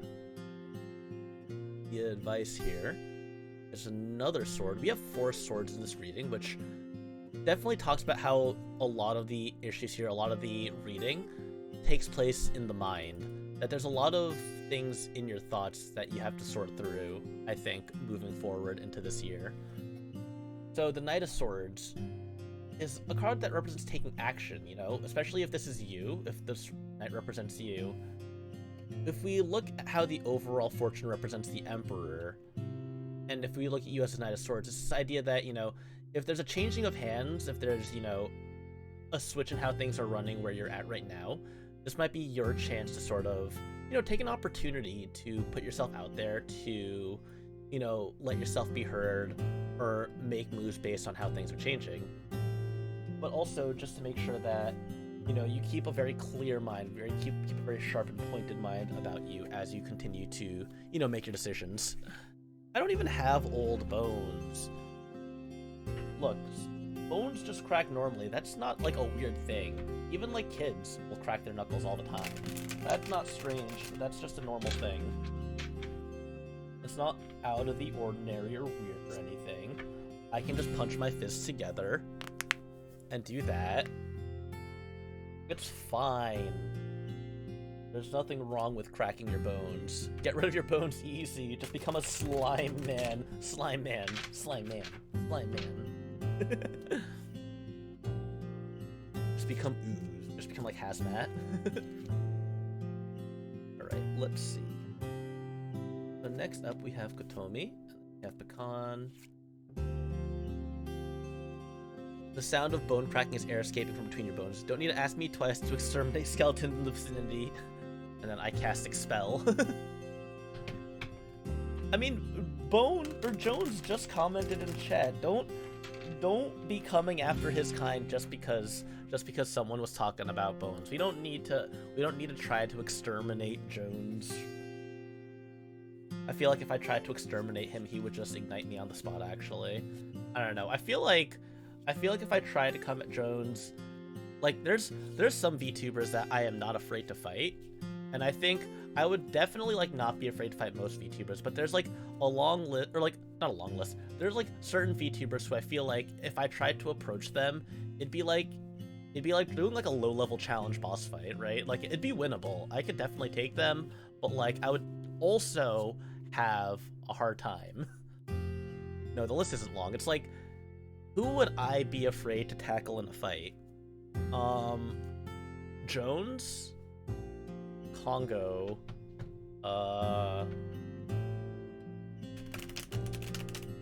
Trying to think.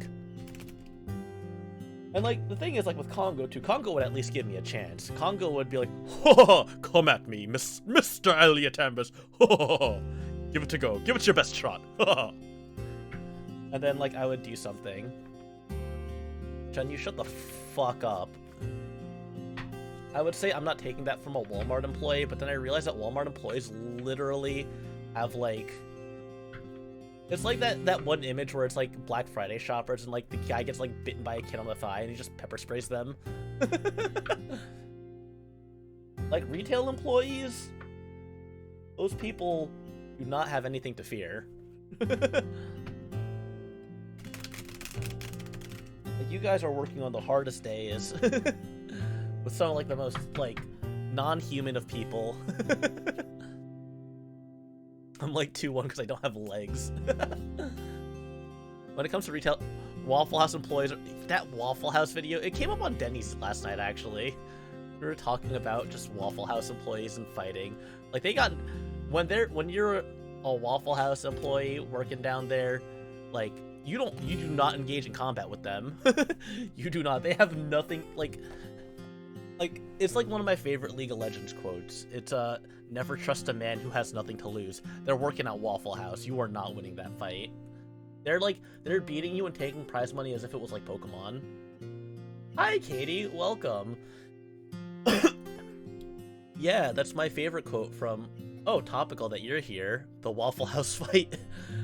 I was gonna say, you know, every Fujo's favorite character because this character is literally two gay dudes in one body. It's Varus.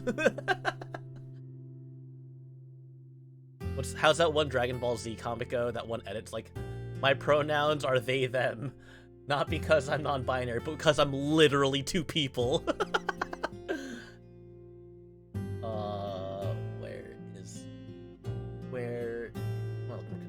I'm looking for Kotomi.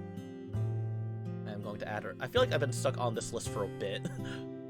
Or for this picture. I got sidetracked by Waffle House and fighting Congo and Jones. Alright. Let me see. What did I just miss? What is this text? That quote is mildly I know it is, but like I always think about League of Legends when I think about that. Leadership is Twisted Fate Graves, and I got the cops calling me when I cried about their first story together like 10 years ago. Look, Graves and Twisted Fate, like the Bilgewater event in general, like that's my favorite bro ship. I love Twisted Fate and Graves. So it also doesn't help because like Twisted Fate's my favorite champion. But like also when they made that animation of like Twisted Fate being tied up with rope by Misfortune and Graves coming into Buster, there's so many neuron activators in that little animation. Anyways, I'm gonna stop myself before I go too far. Kotomi is really giant in this picture, so we're gonna make her smaller. To escape from the guy who threatened to shoot up the store. Jesus Christ. Anyway, we are doing tarot readings for the new year. Let me also just add the people who asked for it.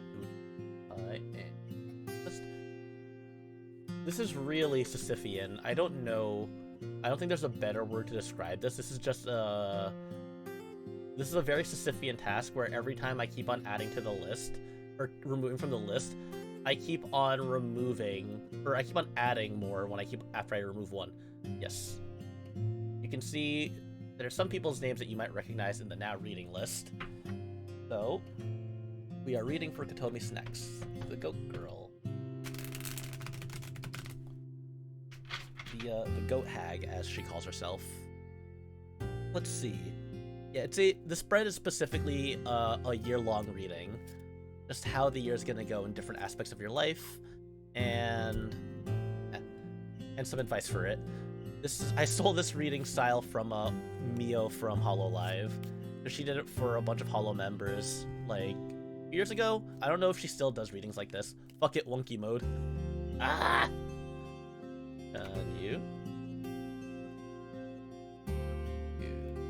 Go. It is a Sisyphean nightmare. I don't know how... I feel like I'll be able to get through this.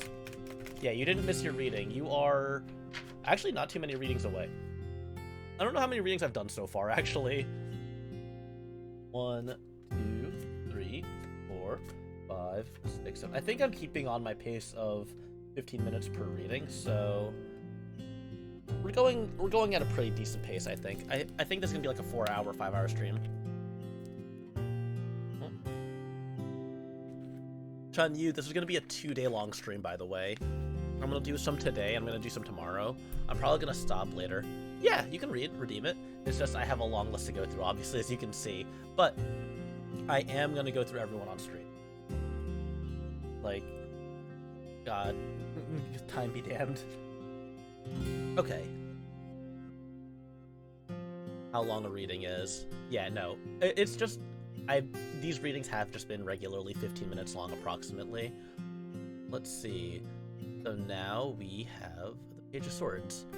This is a very neutral reading, if not a slightly positive reading, small luck. It should be the 150-point redeem. So the Page of Swords, you know, represents, you know, a ready mind. It represents, you're sort of, this year, you're sort of at the ready. That you've been prepared to, you know, face some challenges head on. You have your mind cleared out. And you're ready to take things on, you know? You're waiting, a little bit restless, but also restless, but at the same time, eager and excited to push on to the new year. So I would say that this is a pretty positive fortune, you know, overall. Let's see how your collaborations will tell me. More swords, you know, what's better than one sword? 2 swords. So with the King of Swords,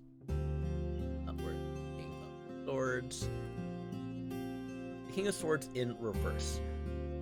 It sort of illustrates a bit of indecision or uncertainty in how you want to progress forward when it comes to working with other people. And I think, you know, when it comes to collaboration, we talked about this for some other people, it's important to know what exactly you want to do, lest you get forced into a weird, awkward collab where, you know, both people kind of just feel like they force themselves into something because they wanted to. But you've been streaming for a long time, so it's just one of those things where, you know, you want to make sure you commit to collabs that you feel comfortable with. You know, just make sure you don't make any rash or hasty decisions when it comes to doing that. In terms of career.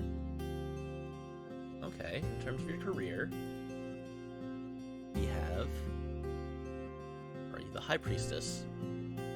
A tiny bit loud compared to my speaking? Okay, let me lower that a bit.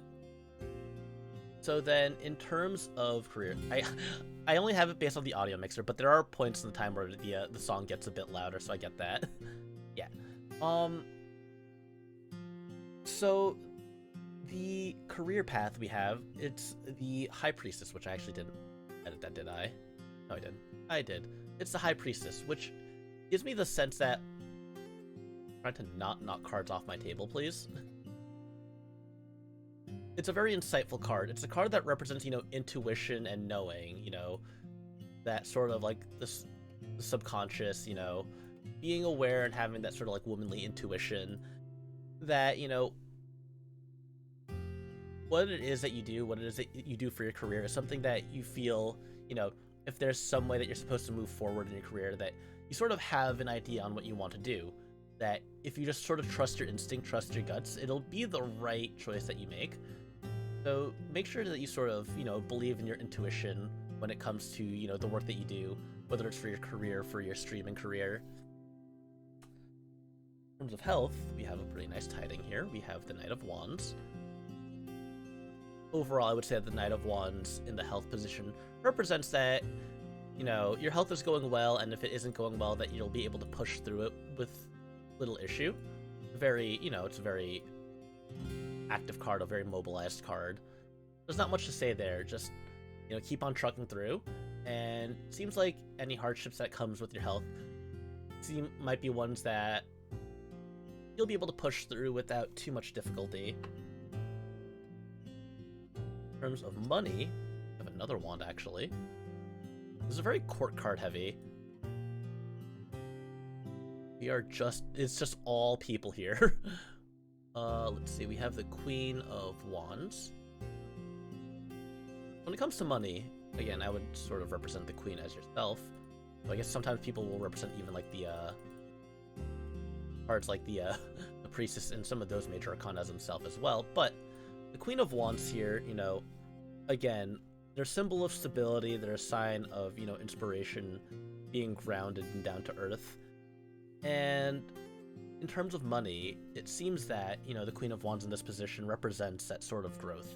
It represents that things will go well, you know, funds-wise for you in, you know, throughout the year. Will it go, like, amazingly? I can't determine that, but it seems like it'll be a positive experience for the most part. Things will be going pretty well for you. Doesn't seem bad at the very least. Wait. Sorry, that's reversed. I fucked it up. $7 bajillion. They'll improve your channel. What is this? Who are you? Fnatic Ilios? That's an esports team. Get out of here. Hi, Meadow. Welcome. I'm gonna ban this fool. Let's add Meadow to the list. So let me reread this as the proper reading. In terms of money, seems like, you know, the waitlist is long. Let me make it even longer. Yeah, this is definitely gonna be like a 2-stream thing. That in terms of money, things are going to be a bit tricky. It's gonna be, you know, you might feel not as stable. Oh, that completely reverses the meaning. No more money. It's gonna be a little bit tricky to keep things on board, I guess I should say. It's gonna be tricky to, you know, have, not like you're gonna have money, but like there's gonna be things that pop up that might make it harder, like emergencies and stuff like that. That staying stable and staying afloat might be a bit tricky moving forward in the year. Now, for gambling, we really got the wild cards of all wild cards here, didn't we? So, for gambling, risk-taking, we have death here, right side up. So, the implication that I get here is that when it comes to taking risks, when it comes to, you know, gambling and taking those challenges in life, that there might be some kind of event, some kind of choice that you make that is very different from how you usually approach things. And I think, especially combined with the High Priestess, with that idea of intuition, that sometimes, you know, when you follow your gut to do something that you don't normally do, you know, sometimes you just have to follow the intuition, sometimes it'll pay off. And it seems like that's the sort of idea that I'm getting here with the, you know, taking risks, is that it might be a choice that no one would have ever expected you to make. But I think if you trust yourself and feel confident in the choice that you make, that it will, you know, pay off in the end. In terms of advice, we have the Two of Swords in reverse. And the Two of Swords in reverse is a card that represents imbalance. It represents danger. You know, the girl is holding those swords very close to her neck. And it's this idea that, you know, you want to make sure you stay careful. You want to make sure you live, you know, you balance your life out. You don't want to, like, take too big of a risk in the things that you do. So make sure you know, you just stay just balanced. You don't try to fall off kilter or anything. And that goes along with the, you know, the Page of Swords. Like I said, you're entering the new year ready and prepared, sort of restless, but sort of eager to start. Just make sure you don't rush in too far head first. And to also trust your gut. Don't overthink things as well. That's my reading for you. I think, you know, if there's a lot of opportunities you're excited for, then go for it. But just make sure you don't lose your balance going forward. Also, hi, Vestox. Let me add, we just got 3 requests there. We got 80,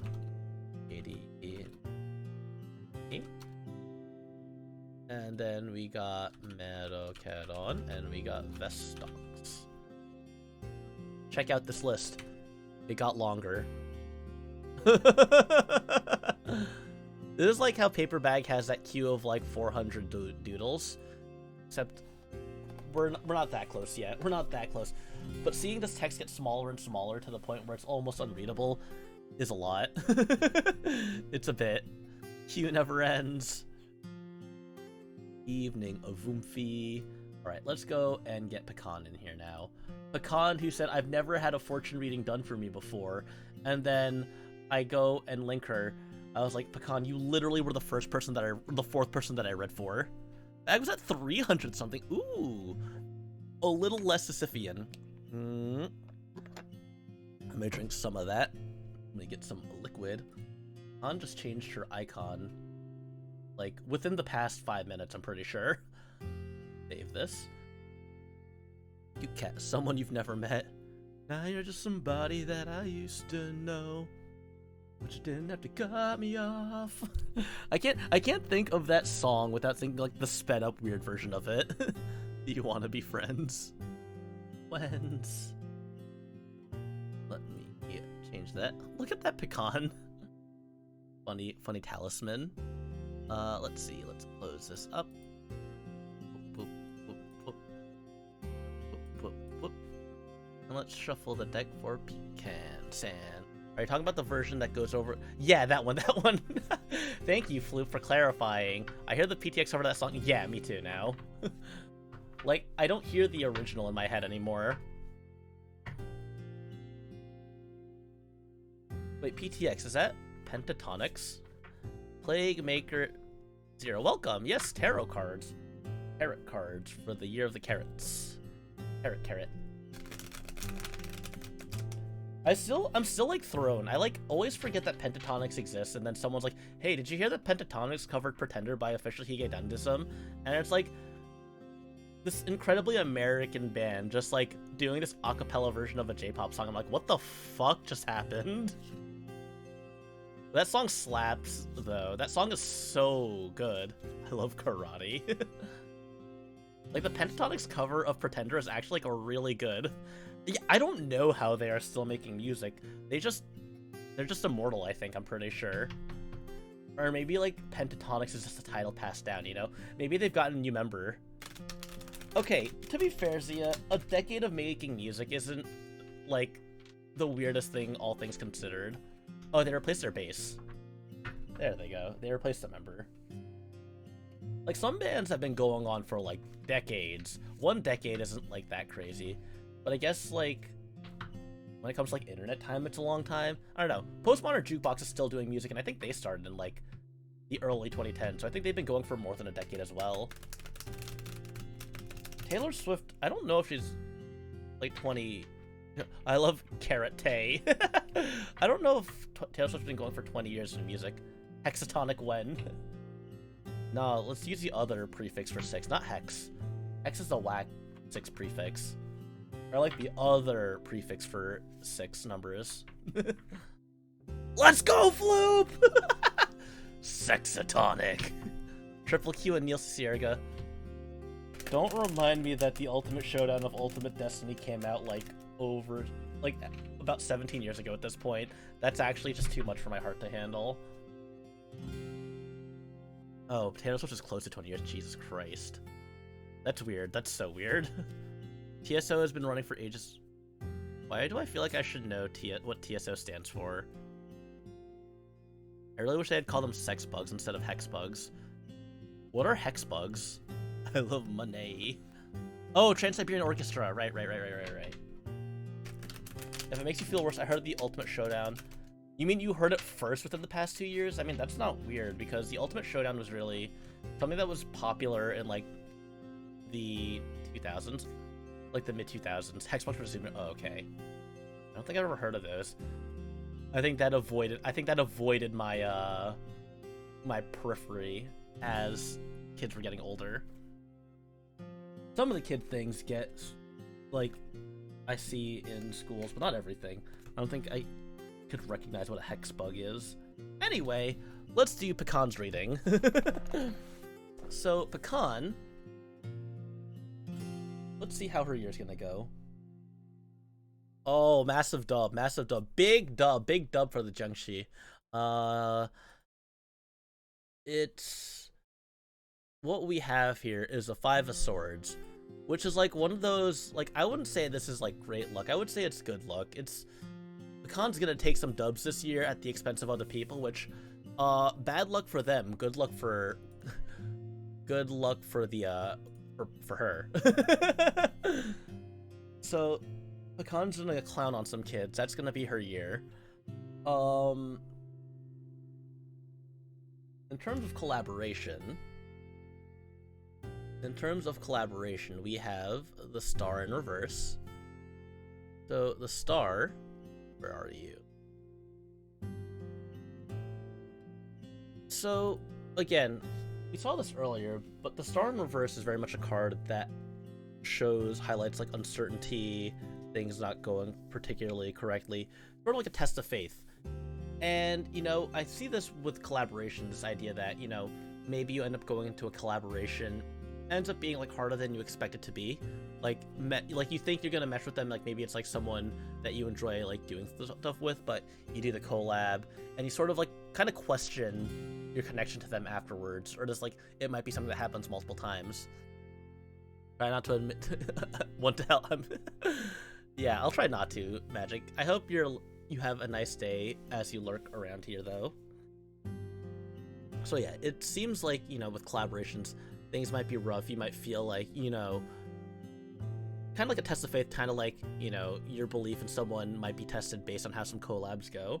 Just make sure, you don't have a rough time when it comes to that. And if you do, try not to lose faith in the people that you collab with. When it comes to your career, though, when it comes to streaming, when it comes to that kind of work, we have the Three of Swords in reverse. Maybe there was some heartbreak or some, some things that happened in VTubing or in your actual job that, left you feeling hurt. But it seems like that hurt is recovering right now. It seems like, whatever hangups you might have had with, streaming or with working is getting better. You're sort of healing and, things might have been rough in the past, but things are getting better. When it comes to health, we have the Four of Wands, which, okay, Four of Wands in reverse. The Four of Wands is typically a celebratory card, while the Four of Wands upside down is more of an isolated card, kind of alone. Very similar to the Six of Wands, but not as much of a big celebration as it is a smaller, more contained sort of event. But seeing the Four of Wands in reverse is sort of like this idea of like, tension or change.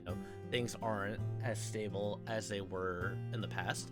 And when it comes to health, it might mean that you might be going through some health problems in the near future that, might be hard for you to open up to about others, things that might feel hard to explain, or things that you might just end up keeping to yourself. A lot of times, like when we feel sick, sometimes we keep it to ourselves and don't say anything because we want to power through it ourselves. But it seems like, there might be some rough times ahead.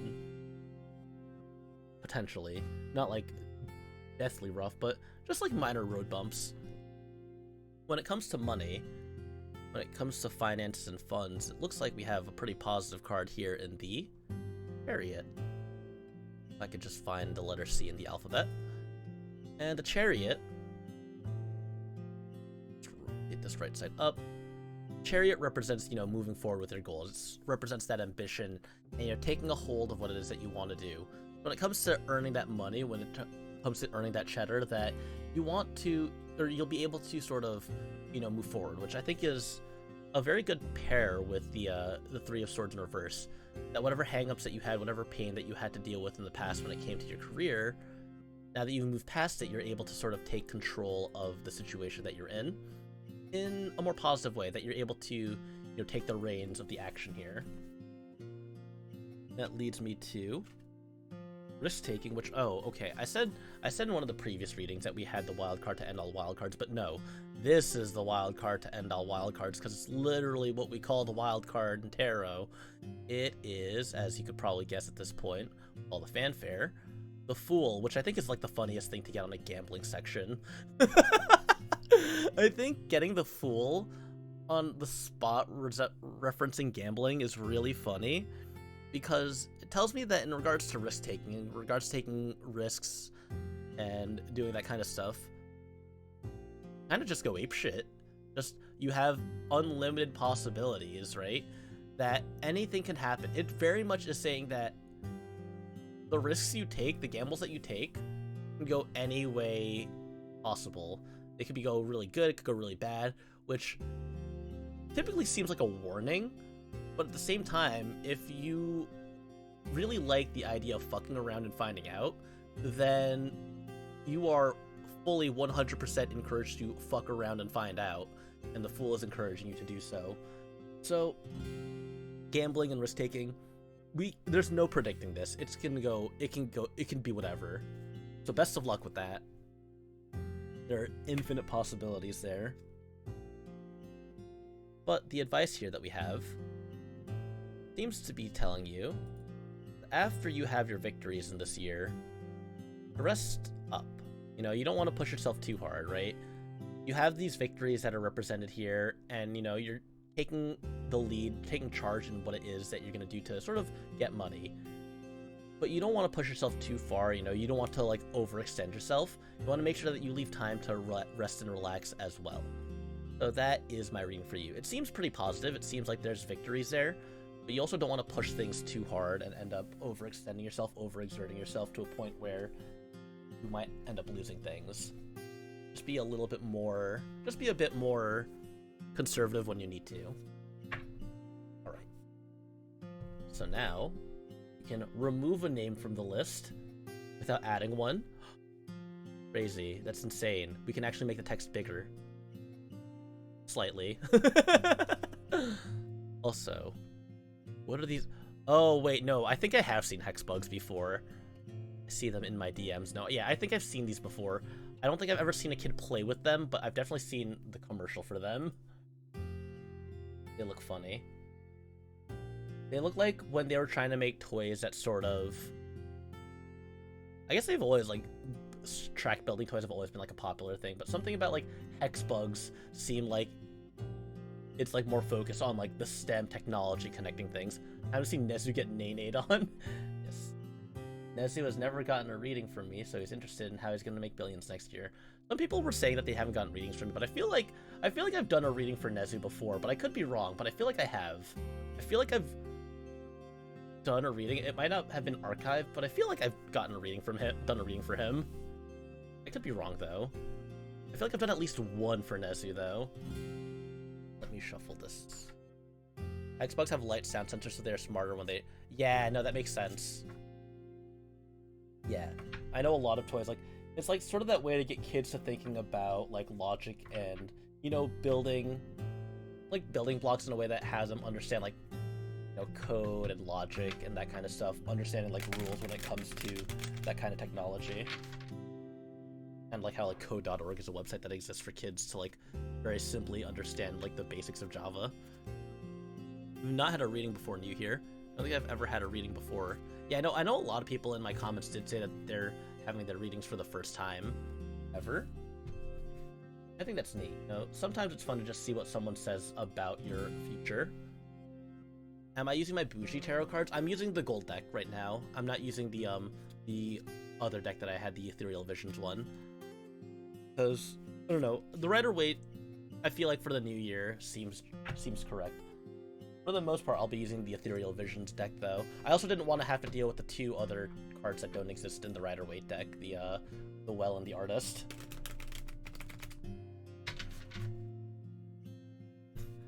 A thumbs up, thank you.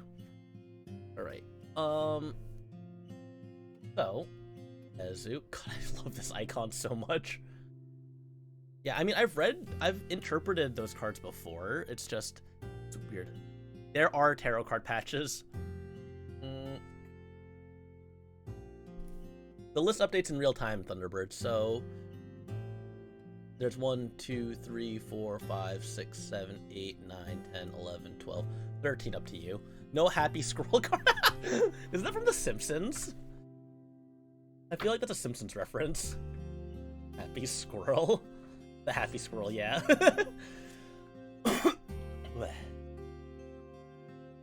My favorite card. Flappy. Alright, so now let's take a look at the Nezugaki. I'm still proud of myself for that one. I'm pretty sure I came up with that name like over a year ago. Need the Aeon and Hunger, yeah. Well, Aeon and Hunger are just replacements of Judgment and I think Strength from different tarot decks. I know Persona, they're like, we want more social links than there are major arcana. How do we do this? We're gonna use other decks. The other rat. The Nezugaki, as he's called himself. Alright. So let's see. How is Nezu's year gonna go? This little lad. who is on a podcast featuring old men in their 20s, and he is not an old man in his 20s. Okay. Alright, interesting start. Not a bad one. It's... So... What we have here... He's the elephant in the room. Yeah. What we have here for the start of this year is the Seven of Wands. If the Seven of Wands right side up represents fighting for your life, the Seven of Wands in reverse represents the ability to sort of have a respite from that fighting. I would say that this is a neutral fortune because, you know, you've still had to deal with a lot of hardships, but you're getting that point in time to sort of, you know, relax a little bit. I would say actually this is maybe like minor luck. Not a lot of luck, but pretty good. Make him fight more. Yeah, I know. Which I think that's sort of what represents this card here, right? If he's had to fight, if he's had so much this year, that it's sort of the wind down from that. He's not having to fight for his life, but he's able to sort of finally sit down and get that respite. Things are starting to look up for Nezu. In terms of collaboration, we have the Queen of Swords in reverse. So let me get that Queen of Swords in reverse. You know, the Queen of Swords, again, all have to do with, you know, mental ability. And the Queen of Swords, you know, is another challenge in that respect. You know, the Queen of Swords is like beckoning you to come and, you know, take her on. But seeing her in reverse, seeing that in regards to collaboration, means that there might be a little bit of struggle when it comes to doing that. Again, feeling a bit more distant or feeling a bit more like aloof when it comes to that. Having a hard time maybe connecting to newer people, I think, is sort of the idea that I'm getting here. You know, the people that Nezu knows already, you know, it won't be hard for him to connect to and work with, but sort of feeling like and approach him. Hey, Naomi Watari, welcome. Thank you for the follow. But as it is right now, feels like this year it might be a little bit harder for him to connect with newer people in terms of collaboration. In terms of his career, in terms of Nezu's career, we do have the King of Cups. And the King of Cups, you know, he's squatting, he's popping a squat, he's kind of man-spreading a little bit. He has 2 cups in his hand, you know. Gee, Nezu, why does your mom let you have 2 cups? It's a pretty positive card overall, having the King of Cups right side up here. Signifies that, at least emotionally, on an emotional level, his career, his job, that man is doing a bread check, yeah. He's in a good place, you know, whether it has to do with, like, his own work or whether it has to do with, like, how he approaches streaming, that he feels more emotionally invested, more emotionally, like, supported by this, right? That it's not something that he's just kind of, like, going through the motions for, but, like, finding that passion again seems to be something that's going to happen in his career this year. You know, sometimes it's really important to find that sort of passion. How can you get a reading? So if you check out the channel point redeems right below the chat box, one of the redeems is for the New Year's reading. However, you can see that there's quite a bit of a line, but I will add you. If I don't get to every reading today, which I probably won't, I will be doing another stream tomorrow starting at 1 o'clock, which is 2 hours ago. So we'll try to get through all of them today and tomorrow. I think tomorrow I'm probably not going to have the redeems open, though, because I think the queue would never end at that point. And I don't think I have the ability to stream on Tuesday. And then I'm not going to be streaming past Thursday this week. I'm going to be going on a small break. But moving on. Year-long readings. Year-long readings for year-long fortunes. For this, for the health section, we have the Knight of Pentacles. Which I think is interesting because, you know, pentacles are very materialistic in their representation. I'll add you to the Naomi.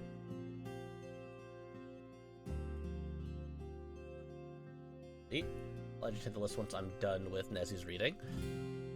So, the Knight of Pentacles here, in reverse, gives this idea that I think that not that the health will be necessarily bad, but I think the after effects, you know, doctor's visits and that kind of stuff that you need to do to deal with it might be rough because of health reasons, you know. I don't know how your health has been, but if it's not, if things pop up in the coming year, things might be rough on that sort of front when it comes to your health, which is probably some of the worst news, I think. Fucking medicine and doctors and shit, that stuff being so expensive always hurts a lot.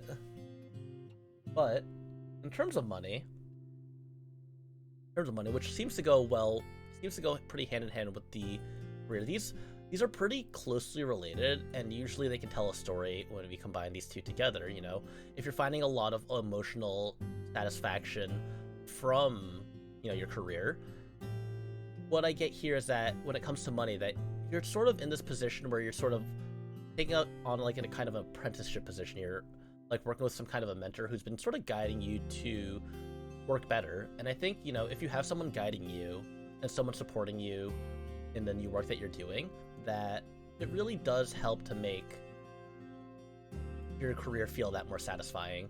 So it seems pretty good so overall that, you know, you feel a sense of, you know, community and unity when it comes to working towards your money, and that makes you feel very, very fulfilled in your job.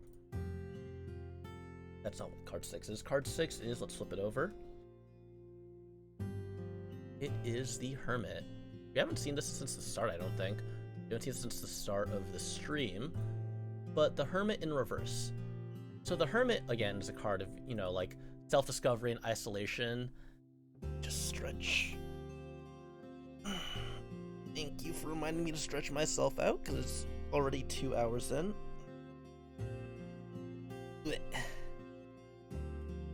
And so the Hermit here, in terms of gambling, sort of gives me this idea that, you know, it's easy to get lost when you want to take risks. You know, try to push yourself to work harder and harder and keep on taking a little bit more. And seeing the Hermit in reverse gives me this idea that if you sort of try and push too hard, if you take too many risks, you might find yourself in this kind of isolation. Feel like you might push a little bit too far to the point where you feel like you mess up to a point where it's hard to explain that sort of error to other people. So you just want to make sure that you're a little bit more conservative with how you take your risks. You don't want to push too hard when it comes to risk taking in a way that will sort of like make it hard for you to come back from that. Overall, I'm getting a sense of try to be wary when it comes to taking risks. Don't take any risks that are too crazy. Now for the advice, we have the Two of Pentacles in reverse. So the Two of Pentacles typically reflects on, you know, someone keeping their lives balanced, you know, keeping their materials balanced, keeping their funds balanced and everything.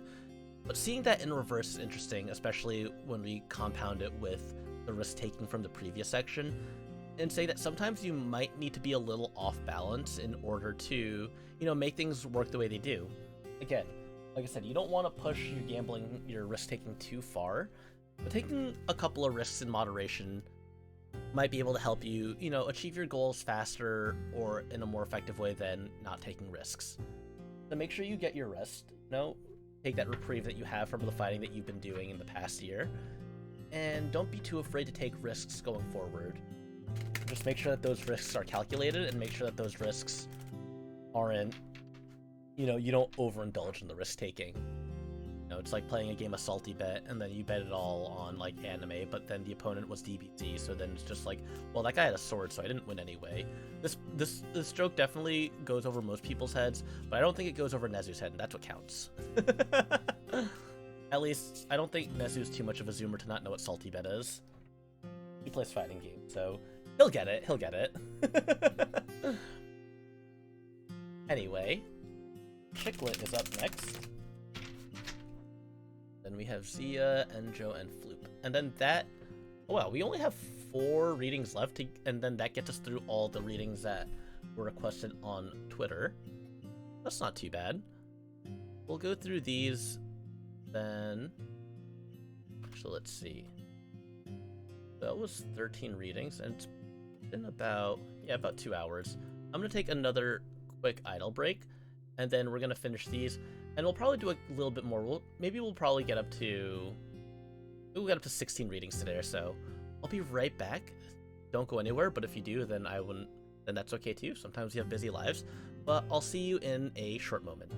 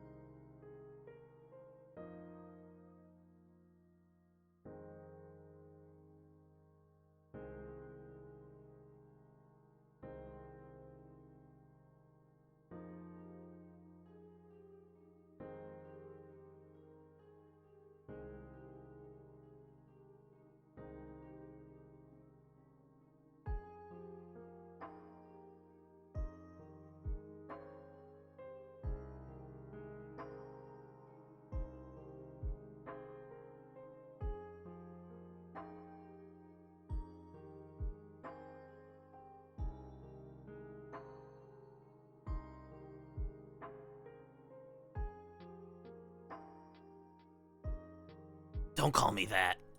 Hello, I'm back. I'm back. Alright, so Chicklet is the next one up. And Chicklet. I feel like I should take a shot every time I see a Bodega avatar. I think this is the second Bodega. I think this is the second or third Bodega avatar I've seen on stream, or that I put on the board. Bodega's art is so nice, though. It's so... I love that you can tell that it's Bodega's art. She has such a distinct style. Very nice, thick lines. Let me shuffle this for Chicklet. Hopefully we can get a good reading for their year.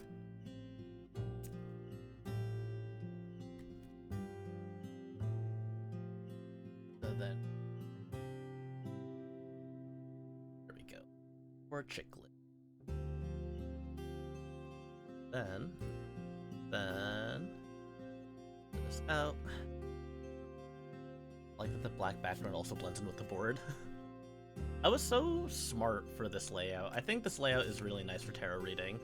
I like it because I can just easily screenshot every reading without like any problem. Like if I really wanted to like look back on these, like I don't have to do some like hand cam thing where I have to make sure my hands are out of the frame and it's easy to capture. It's just really nice to have a very organized setup. I say organized, but it could be better organized. I put all of these cards on I have one scene. This is my gaming layout too. This will be a problem down the road, but we'll burn that bridge when we get there. Also, hi Sleipnir. You I will drink up. This slurp slurp. I believe we started with 13 requests from Twitter. I think we are roughly on that same pace of 15-minute readings. Just add Sleipnir to the list. Flip. Here.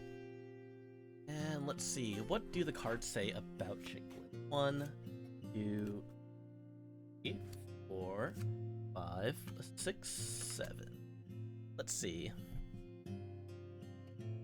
So Chicklet, we have... It's not a bad card, it's just not as good when it's reversed. We have the Ace of Swords. The Ace of Swords is typically a pretty good card regardless. You know, the Ace of Swords... Aces in general are very strong cards, you know, whether or not they're upright or reversed. But the Ace of Swords in reverse sort of represents a chaotic time in your life. It represents that the year is going to be a bit more hectic, a bit more, you know, unpredictable, I would say. So I don't say it's just really a good or bad luck kind of thing. It's pretty neutral, as chaos tends to be. You know, bad things can happen, good things can happen, and that's sort of the unpredictable nature of that. Now, see, in regards to collaboration, in regards to working with other people, in regards to, you know, cooperating with others, we have the Chariot. And the Chariot is a card that represents, you know, taking control of what you want, taking the lead, kind of ambition kind of thing. So seeing the Chariot upright gives me the sense that when it comes to working with other people in the coming year, that you're going to be more of the leading person there. You know, you're going to be the one who tends to take the lead more often than not, as opposed to, you know, someone who is more along for the ride. You know, sometimes someone has to take the lead. You know, you can't both just be like, well, I'll do whatever you want to do. No. It seems like you're going to be a lot more, you know, understand a lot more what you want to do with other people and sort of, you know, be the one that is guiding them in those ideas. Comes to your career, work, we have the King of Swords. We have the King of Swords. Where is he? Where are you? We have the King of Swords here. King of Swords, again, very authoritative figure.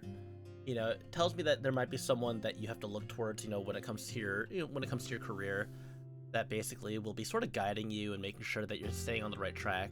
You know, it might be a bit of a challenge to work with them, but, you know, they're trying to help you out. They're trying to sort of guide you to the right path. And overall, it seems like you're in good hands, or that you will be in good hands when it comes to your work.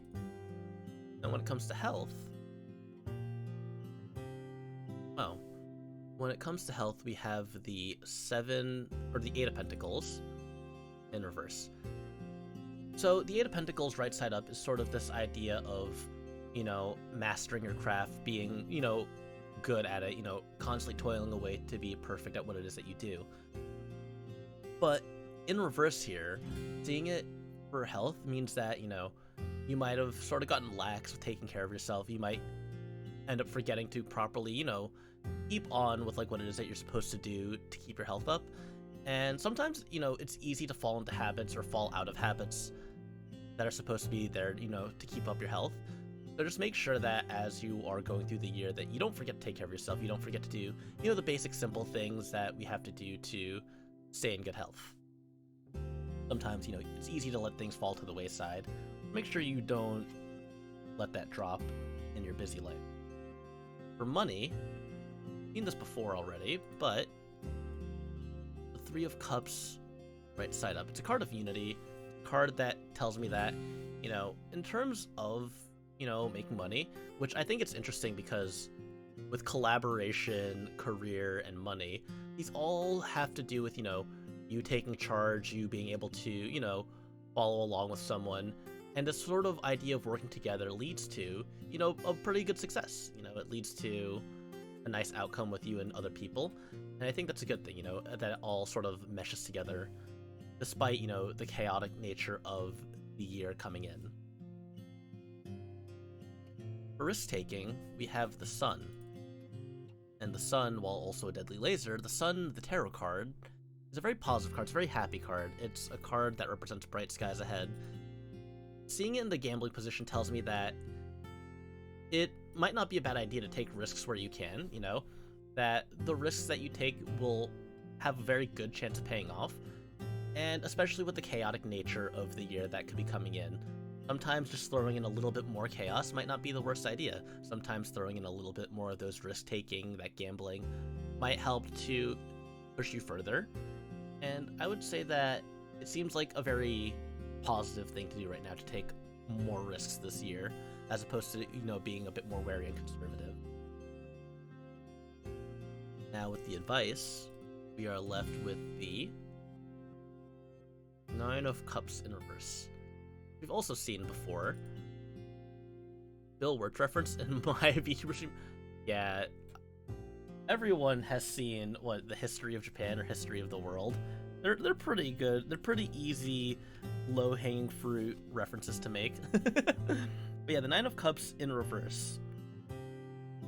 So the idea that I get here is that, despite being able to work together, being able to sort of, push your goals together, work with other people, with the chaotic nature of how the year is going to go, the 9 of Cups in reverse is sort of advising that sometimes you might need to be a little bit more self-preservatory, I should say. I don't want to say like selfish necessarily, but like to watch out for yourself and hold on to the things that you have, and remember that you do need to take care of yourself and need to watch out for yourself. And if the going gets tough, to make sure that you are able to stay stable and stay able to keep yourself happy and safe first and foremost. Sometimes if things get going rough, that you need to look out for yourself. So that's my reading of Chicklet. I hope it helps if you're watching this in the future. Now that takes us to our next reading. Zia. Desi. Go and shuffle the deck. Pull out our image. That it saves in that timely manner. I love this computer so much. I love how fast, functional it is. I love how the most recent image that Zia has posted to her Twitter is Howard Nelson proceeding to pleasure himself with a fish. That's a lot to look at. It's always really funny to look at people's media tabs during these kinds of streams, like, because I had to pull their icons off of Twitter. I know, it is kind. Kind is a fish.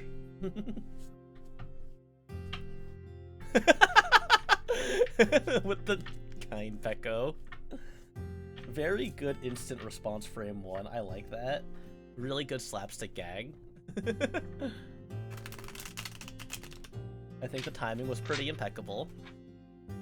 But it's okay, Meta. You can say the slur in this chat. It won't get you auto-banned like it will in Kind's chat. I say you can say the slur as if people saying fish is anything bad. Be cooking up a meaty on Wake Up. Ooh, this meaty is crazy.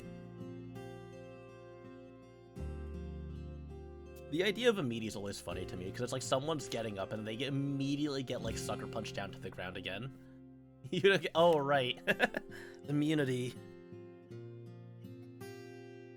It's like in a fighting game, just like the idea of like someone waking up and then someone just immediately eating a meaty attack, just like, yeah, that would happen. Well, it's called a meaty because the active frames of an attack are so long that as someone is getting up, the active frames should hit you on wake up. Yes, that is what a meaty attack is in a fighting game. Like if someone's getting up and like you use a really long, big attack, if they don't like invincible reversal it, they kind of just eat the attack again. I don't know where the name comes from, I'm gonna be honest with you. But that is the terminology.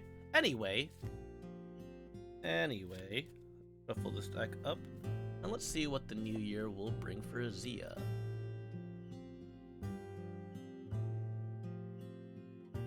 Let's see. Just take this list. Button here. Add to the list. It's like an escalator. It's like an elevator. It's like seeing the names go up, but then seeing the list stay the same size. Really stressful to look at. Will I be fucked? Good question, Zia. We'll see.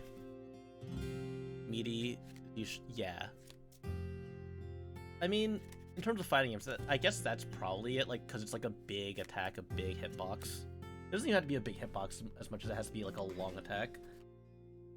3, 4, 5, 6, 7. Zia's asking, will she be fucked? Good question.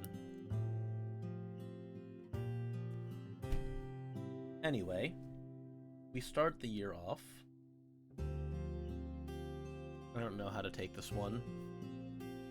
I don't know how to interpret this one. Okay. So the card that we have here starting off the year is a Major Arcana card. It is the Devil. Which, damn, well, if you're asking if you're getting fucked, I mean, that's like... I have to ask, like, the number of cards. Like, yeah, that's... Sure. But, you know, talks about, you know, addiction. You know, talks about, like, giving into desires, like, getting what you want, that kind of stuff. Which, I mean, I guess... Yeah, the Devil, very much having heavy desires and, you know, giving into those. Well, that's certainly something. For collaboration...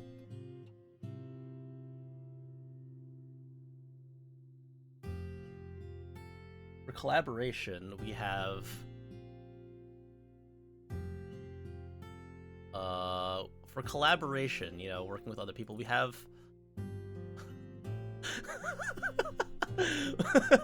we have the Lovers. So, you know, it seems like collaborations will go pretty good for you in the future. You know, it's...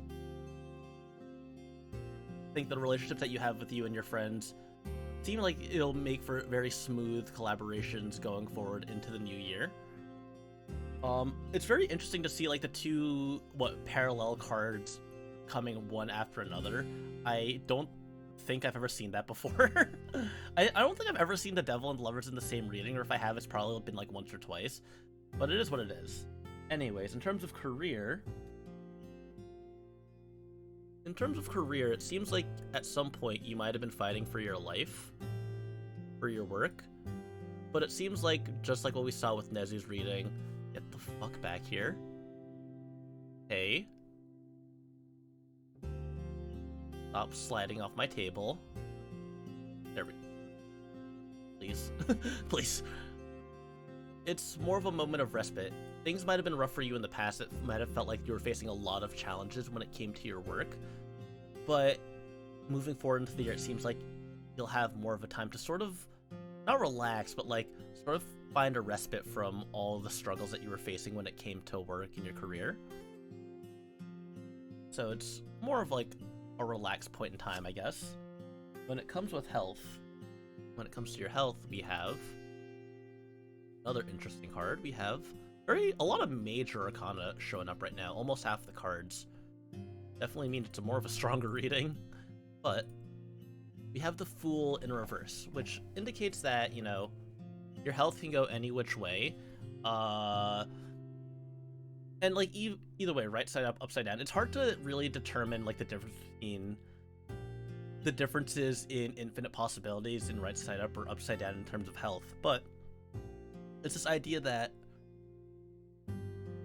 things can go a lot of ways. There's a lot of things that can happen with your health, and it's really just being prepared to deal with, you know, the worst of it. I think that there's a lot of things that can happen, you know, good or bad. Things can get better or worse, and it's just being prepared to deal with, you know, what happens moving on.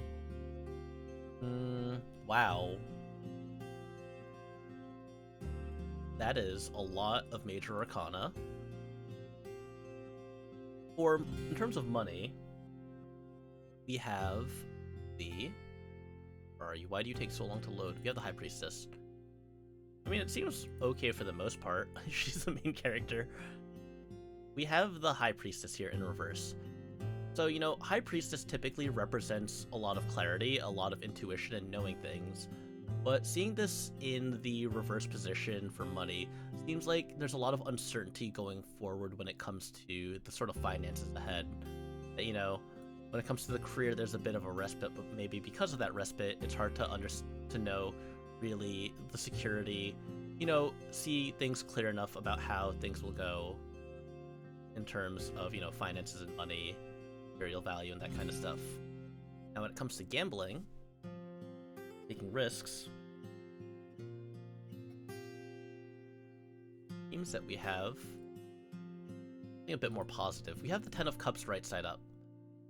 And seeing the Ten of Cups right side up, I think, is interesting here because it's a very positive card. It talks about, you know, being able to celebrate with people that you love, with, you know, the cups in the sky representing that kind of just good fortune. And I think the idea here is that if there's something that you feel like you want to take a risk on, it seems like risk-taking is safer to take this year, which I think is a bit of an oxymoron with the uncertainty. But I guess it's one of those ideas where it's like, you know, what have you got to lose kind of thing. It seems like risk-taking is more favorable for you this year. And the advice at the end, advice that we have in the end, is always a weird kind of card to get as a advice card. We have the King of Pentacles in reverse. You know, Pentacles typically have to revolve around money and material values and that kind of stuff. And seeing the King of Pentacles as the advice card represent, you know, like someone in your life who, you know, might have that kind of power or influence in regards to, you know, that domain. But also just feeling that in regards to, you know, your life, take a bit more of a controlled approach moving forward, you know, that if you aren't sure about how to move on, just take a step back and sort of just calculate it, you know. There's a lot of things that you might want, a lot of things that you might try to chase down and get, but make sure that you don't, you know, get too greedy with what you have, right? You know, the devil is always talking about, like, you know, your desires and everything. Make sure you don't give into those too much before you can take a step back and just calculate what it is that you have to do, you know, take a solid approach in thinking about what you should do before you go buck wild. So that's my reading for you, Zia. Hope it helps. Thanks, Elliot. This is the weirdest fucking reading ever. Sorry. Yeah, that was pretty weird. That was certainly a reading. But let's see what the cards have to say about Enjo now. I'm sure you had your own interpretations that you were writing down. but didn't write down in chat so as to not backseat. Sometimes I think about that one time that I got Taro backseated. Man, that was like almost half a year ago at this point, but I still think about that. I think, did I take off the backseating tag after that happened? Oh, no, backseating allowed is there. Yeah, right, Kane? It was really half a year ago, yes. I remember, because I talked to Zia about it, like, very shortly after it happened. So it was either, it had to have been in, like, late June or early July, I think. Like, very crazy how time flies. And I think I remember, like, it was not long after I had gotten a reading from Zia back in, like, when she had her first tarot stream. Okay. I hate time, I hate time, I hate time. It's okay, I don't have to say that yet. I'm still young and sprightly and will be for a little bit longer. So until I become old, I can say, you know, I like growing up and getting older. Let's see, Enjo is up next.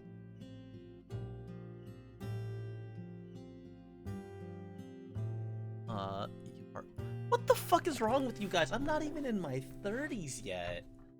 Floop, we're in the same decade. How old you have to be old? It's, you see, Jignix, it's a function, right? It's n+1, where n is my age. So you're old when you're my age plus 1.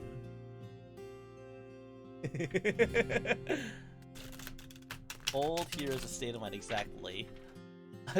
Did you thought I was 42? Did you actually come by? I don't think I come off as that old, do I? Now figure out N. Dude, what? What? Just because I'm a teacher doesn't mean I'm old. It's like, was mistaken for a grad student as a first-day college freshman. Like, I don't get mistaken as a student too often, but it has happened this year still too. But it mostly just happens because usually when I help students out, I'm usually like not standing up. I usually like kneel down on the floor because I remember one of the things they taught me in school, like in terms of pedagogy and like making kids feel better when you teach them, is that you don't want to stand over them because you feel like an authority figure. So you want to like get down on their level. Any of her friends' ages at any time, yeah. I became a teacher as a baby. I literally did. Like, I went into that school and got mistaken as a student. Get on my level. Humble yourself. It's literally me as a teacher. Always humbling myself. Alright, who is next? It is Enjo. So Enjo was the last person who commented on Twitter. And then Floop also asked for a reading. I feel like I'm forgetting someone else, but I don't think I see any other requests on Twitter. So I think we should be good. I hope I'm good. I hope I didn't forget anyone. No one humbles me. If you're babyface and get mistaken as a student, it's a good thing. Yeah, I think it is. I think it is. For me forgetting there's more of a decade between us. I'm 19 and you asked if I feed old enough to drink this? What did she mean by this? Age is fake. Legal drinking ages are fake. I mean, depending on the laws of your land, you could go to like Germany.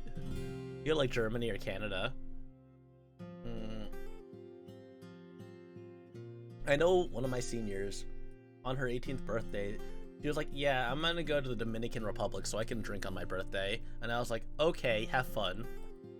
Why is Germany my first thought? Because I took German class for like 4 or 5 years, Zia. And one of the first things we talked about in German 1 was how you're allowed to drink at the age of 16, and you can't drive until you're 18. Just drink illegally. Yeah? That's what we're gonna do, Floop? Ellie is Willie. I'm well versed in the language of Blutschmoken. I feel relief that you're in. I'm glad you do. I'm glad that's relieving. Not all teachers are old. Exactly. I am in my mid-20s. You know, some people will say I'm in my late 20s, But, you know, I'll say, I'll settle with them, I'll level with you. I'm in my, late mid-20s. I'm in my late mid-20s, guys. That's what we're gonna say. That's what we're gonna say. That's what we're gonna say. How young am I, young man? Why are you calling me that? I am 28. I am 28. Do not call Elliot Ambers mid. No, I'm not 26. I was 26 when I started VTubing. But it is what it is. Midlife crisis on the way. Look, I'm past the age where other of my peers have had their quarter life crises, so I'm pretty safe, I think. I think I'm pretty safe. Let me clear out these cards. Let's see. Let me close this out. You have your midlife... Floop, you're having your 5th life crisis. Like, I'm pretty sure you're living to 100, first of all, and I'm pretty sure you've had your crises at, like... You've already went through your crisis. We'll say that. I am willing this into existence, Floop. You are living to 100. You're not dying anytime soon. Nope, no, you're living to 100, Floop. You're gonna become a Centurion. Thank you for reminding me to drink up next, and also let me add you to the list of Bunzel. Bunzel. Alright. It's the year of the Bunzel. It's the bunny year. Stretch. Floop is in a constant state of crisis. I mean, just because you're in agony doesn't mean you're dying. It just means that you're not happy. I will literally fight a god to make sure that you don't die until you're 100. Alright, 1 second. It's implied. Maintain his suffering. He will be suffering. Alright, so anyway, Enjo asked for a reading. So let's make sure we can get to hers. And once we do Floop, that'll be it for all the readings that were asked prior to the stream. Inshallah, brother, I am suffering. He will become bread. Let's go and see what we can get here. 1, 2, 3, 4, 5, 6, 7. Alright. So, Enjo, let's see how her year's gonna go. Enjo's so sweet.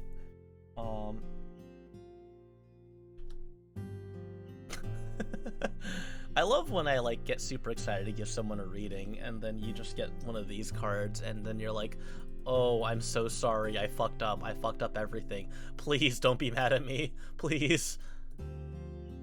Enjo, to start off your year, we have the Ten of Wands. So, the Ten of Wands, it's not the worst card. Okay, it could be a lot worse. It could be a lot worse. The Ten of Wands is a card that represents holding on to burdens. It represents having a lot to carry on your back, and you know, sometimes we do this to ourselves, right? We take on a lot of responsibility, even if we don't have to. Sometimes we feel obligated to take on the responsibilities that we do. And it seems that this year, based on what we're seeing here, might be one where there's a lot of things that you're taking on, and it's gonna feel like a very big burden. Now, when it comes to working with other people, we have the Emperor, which, interesting. Yeah, the Emperor is a card that represents authority, it represents power, and I think what I seeing this as collaboration is that, you know, you might feel that when it comes to collaborations that you sort of want to work more as a supportive role, more of a, you know, take less of the lead and have someone else lead you kind of role. And it seems like that's going to be how collaborations this year are going to go for you. When it comes to career, how your streaming will go, you know, how you're streaming if you continue streaming, or, you know, focusing on your art if that's what your focus is on. We have, where is it? You have the Ten of Swords in reverse, which maybe there were roadblocks that you hit in the past, maybe there were some difficulties that you were facing before, but it seems like this year, you know, compared to last year, there's going to be some recovery. There's going to be, you know, there were hard times before, but, you know, maybe you might have felt defeated where you were working at or what you were working on. But I think those little bumps, or those big bumps even, that were in the road in front of you are going to sort of be made smaller, be made lessened. It's going to be easier for you to progress forward with how you want to with your art or with your career. When it comes to health, we have a jolly little lad here with the funny little coin. We have the Page of Pentacles, which, you know, I think gives pretty neutral fortune here. It seems like, you know, if there are issues with your health, that they won't be hard to fight through. You know, you'll have the resources at hand, you'll have the means to deal with it. It's not going to be too bad of an issue overall. It doesn't seem like your health is going to be too big of an issue, but these cards staying on the table will be an issue. Sir, please, I am asking you nicely to flip upside down. I can control my interface just well, thank you very much. But it seems like in terms of health, that things won't be too negative this year. In terms of money, it seems like things will be going a little bit more positively, finance-wise, for you. We have the Nine of Cups here. And the Nine of Cups, again, you know, represents having a lot, you know, having a lot of options in front of you, having a lot to provide.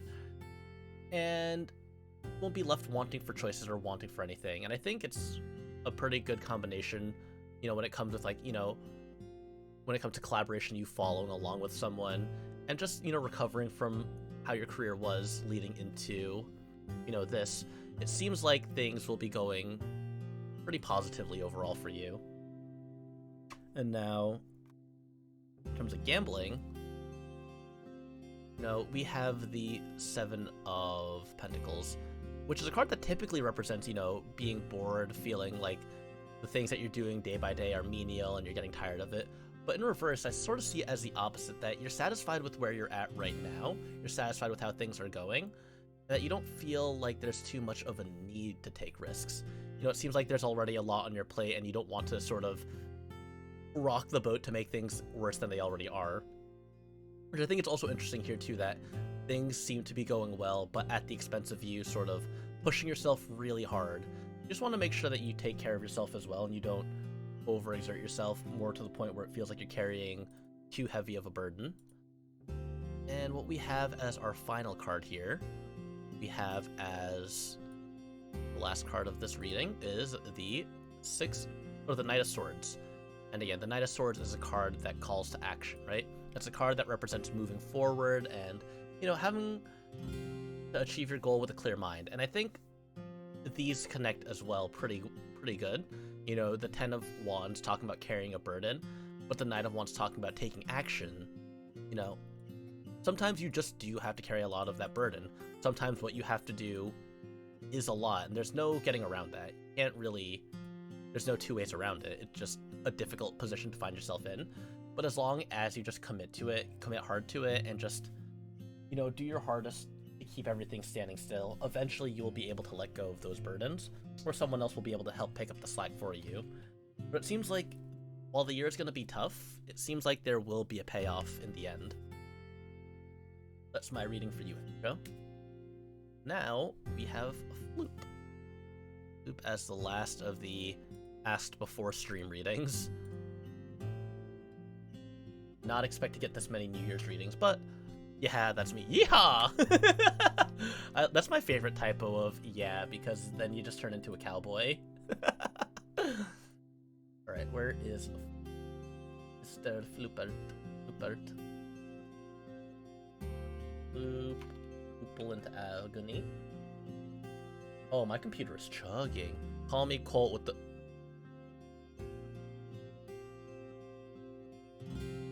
No, I'm gonna wiggle my finger over that message, actually. I'm gonna wiggle my finger over that message. Like, I get that every time Colt enters a voice chat or introduces himself, that he introduces himself like that, but also... Hi? Hi, Floop? Are you okay? What the fuck was that about? Something, save a horse, ride a cowboy. Yeah? Yeah? Floop. I'm not saying I'm going to pipe bomb your house, but like, don't look in your mailbox. Floop, don't be gay and horny for 5 minutes. Challenge impossible. Moment of weakness. The classic Floop mix-up.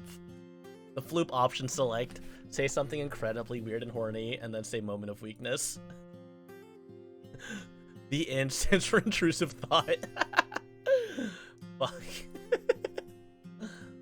Okay, this Neko Floop.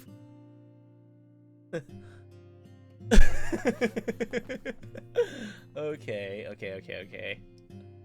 Let's see. That list is so intimidating to look at because I can't read it. Freud be having a field day. I do want to get through at least a couple of the things of people. I think for the now reading, I'll see who's here, and then if people aren't here because they like redeemed early and then they left, I'll read through the people who are actually in chat, and then I'll save the ones who aren't in chat for tomorrow because they, you know, I want them to be able to be there in person if they can be. So we'll like see like who appears in what order. Because for that I want to do it in the order of just people who are there. Big Lurk. Oh yes, so you're still here, Queen. Yeah, I'll just be calling out names, so you know if people are just lurking and they hear me say call their name out like in an airport or something. They'll get it. Lurker L. No, it's only a Lurker L if they have me on a muted moment. On a muted tab, sorry. I read what Floop said. It's like when you're in a Zoom class and you're not really listening, but you hear your name and they're like, oh shit. Like the kids who just did not pay attention in Zoom class except if their name got called, and they say an answer and then it's just wrong, and then someone else says the answer for them, and then they get passed off anyway. Literally you. Yeah, I am glad that I did not have to be in Zoom class. Well, I mean, I guess I did have to be in Zoom class, but I wasn't the one learning in Zoom class. At the same time, I guess I was learning. Just like me, for real. You got valedictorian while being an awful student. I think that's funny. That's, like, really impressive. Because I also don't imagine that your school had any shortage of, like, very good students either. It's just, your level, you were just built different. I just know it. I don't even think I was in, like, top 10% of my class. I might have been, like, top 15%, but I was not that great of a student. I just kind of did work and didn't try to go into advanced classes. I like did AP I did like honors physics because I like AP classes were like scary to me, and then that class beat me the fuck up. I took like one AP class and then I got bodied by it. Surprisingly, you know, I took the only honors classes that I did really well in. I didn't take honors math. I did badly in honors science, but I did good in honors history and English somehow. Like, I don't think anyone would expect that now that I think about it. Those are like not the classes that I think people think, what classes did you do good in, Elliot? Yeah, English and history. Very different from what I actually teach. But to be fair, I didn't take honors math because I had to skip a year, so it was either take honors at a lower level or take higher level classes at the regular level. Or higher grade classes at a regular level. I am a math teacher. You'd be surprised. Like, I remember that there was someone who was like working to be a math teacher who was like he hadn't even like taken calculus in high school. Like, the thing about teaching math is that like once you understand like Calc BC, nothing else really matters. What matters more is your ability to explain that material to other people, not how good you solve the problems. Because like, yeah, I can't do like Calc 2, Calc 3, but like, it matters because I don't teach it. Yeah, it's the thing about a lot of teaching is, and this is why, yeah, it's more about being able to explain things than it is being good at doing something. I mean, you can be good at something and also not be good at explaining it. Yeah. That's what happened with me with physics. I like got C minuses in physics when I took it in high school, and then I took like college physics 1 and 2 and got A's in both of those classes. I was like, wait, I'm actually cracked at physics. It's one of those, like, they make it way harder in high school than it has to be, and then you take the college class and it's like, oh wait, this is easy. Anyway, Floop. Let's see what the year holds for. Hopefully it's something good. It's nice. Let's see. Let's see what Floop gets. Oh. This isn't bad necessarily, but it's just not great. It's a very kind of card. We have the Six of Cups in reverse. So, like, with the Six of Cups in reverse, it's not a bad card necessarily. Normally the Six of Cups represents, you know, being giving, being able to, like, you know, be able to provide for others, a sort of sense of, like, nostalgia and, like, innocence. But in reverse, it's sort of like not having a lot to give to other people, which, you know, could be this idea that, you know, if you're very focused on yourself, or if there's like a lot of things that you need to work on for yourself, it's sort of hard to be able to give to others when you're trying to focus on improving yourself first. And there's nothing wrong with working on yourself if you feel like there are things that you need to improve on. That's self-improvement is very important as well. Sometimes it's hard to, you know, give when you don't have a lot to give to yourself in the first place. Yeah, if Elon is so rich, why did he never post a bread check? In terms of collaboration, we are getting, where is it? We are getting Justice in reverse. This one's interesting, you know. Justice has everything to do with, like, you know, fairness, being a good judge of character, that kind of stuff. Seeing Justice in reverse in regards to your collaborations is a little different, though. It's a little interesting because it talks about, you know, like, when we talk about collab, we talk about, like, working together with other people, and in the reverse, it might feel like you might be treated unfairly in collabs, working together with people. You feel like maybe you might be taken advantage of, you feel like things might not be fair, or maybe you're, like, in other collabs and you feel like you might see other people not being treated the way they should be treated, and you feel like that isn't right, which, you know, it's a normal thing. But it feels like there might be some incidences, some collaborative efforts that you find yourself in the coming year that feel like things aren't really balanced or fair to people. So try to make sure that, you know, you do your part to make those collaborations feel more fair and balanced for everyone involved. In terms of your career, in terms of what you're going to be doing in the future, and I guess if we, like, lay this either like a job or to, you know, even streaming, we have Pool right side up, you know, the classic, like, it could literally be anything kind of card.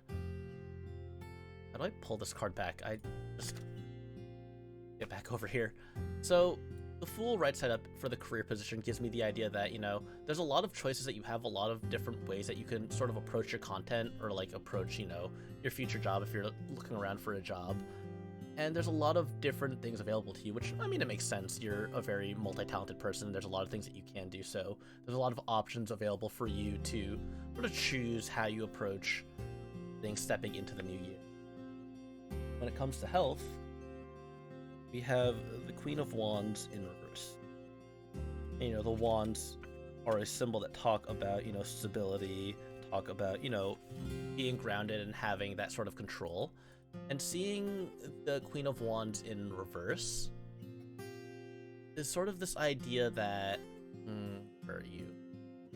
You know, in terms of your health, it might not be the easiest to keep yourself as healthy as you'd like, that there might be things that make it hard for you to sort of, you know, stay healthy or stay grounded. And sometimes it's hard, right? Sometimes you get those periods of time where it's just really hard to take care of yourself, or it's really hard to, you know, do the things that you have to do to be in good health. So just make sure that you're taking care of yourself, because it's really easy to not do that. And then in terms of money, we have the Page of Swords. Let's see where you are at, which is sort of like an invitation to sort of a challenge, but also like sort of like a mental challenge, right? Something's approaching you, and that it's just like Like, you're gonna get money matched by real life, essentially. That there's gonna be a big decision that you're gonna have to make, and the Page of Swords represents someone waiting for you. What? Why are you adding Vestox? So the Page of Swords there, standing there, is sort of warning for you that, you know, when it comes to making money, earning, and that kind of stuff, it's going to be a rough challenge, and it's going to be one that you're going to need to keep your wits about in order to earn. Don't ask any questions. Okay. Moving on. In terms of gambling, I actually saw this card, but now it's reversed. So the Ten of Cups in reverse, right? If we say that the Ten of Cups right side up is a time of celebration, the Ten of Cups upside down is a time where things feel, you know, out of sync. You know, you don't feel very connected. Things feel messed up. And when we say this in regards to risk taking, it means that don't take those risks. Be safe this year, Floop. You know, especially like if we said here that you're focusing on yourself and you don't have a lot to give to others right now. You want to make sure that you don't spread yourself too thin, you know. Just be calm and calculated. You're a League player. You know what it means. You know your risk evaluation. You're about to go crazy. God damn it. Well, okay. It's going to be rough, but if you survive it, then you're literally cracked. I'm not going to stop a challenger player. And then the advice. It's time to limit test. So I think this is interesting also, you know, that we say that there's not a lot for you to give. That's how we say, like, the overall outcome. What we have for card 7 is the Hangman in reverse, which I think is interesting that, you know, the advice ties really closely with the meaning of the overall card here, that, you know, it's telling you to sort of just live for yourself, that it's a very much a put yourself forward card. The Hangman right side up basically says fuck you to the whole idea of self-sacrifice that the Hangman typically represents. So seeing him standing right side up is this idea that, yeah, it's a self-love year. You should love yourself now and breathe in some of that oxygen in that blue trap bubble that live in. Because what are you here for? Love yourself. Basically, that's the reading that you just got. It's just the LTG. It's the LTG remix. It's that picture of LTG that says KYS, but it says keep yourself safe. Okay. You did get LTG'd by the tarot cards. That's crazy, bro. Like, you could hear, like, You've Got a Friend in Me playing in the background, like, very softly. Someone copy-paste the Love Yourself version of it. I can't find it right now, and I don't feel like searching for it. I still can't get over the term blue trap bubble. I can't believe Low Tier God said that out loud, that those were words that he said. Like, what the fuck does that mean? He called the Earth a blue trap bubble? As a character. Quite literally. Oh, thank you. You should love yourself. Wait. Can I'm gonna do this.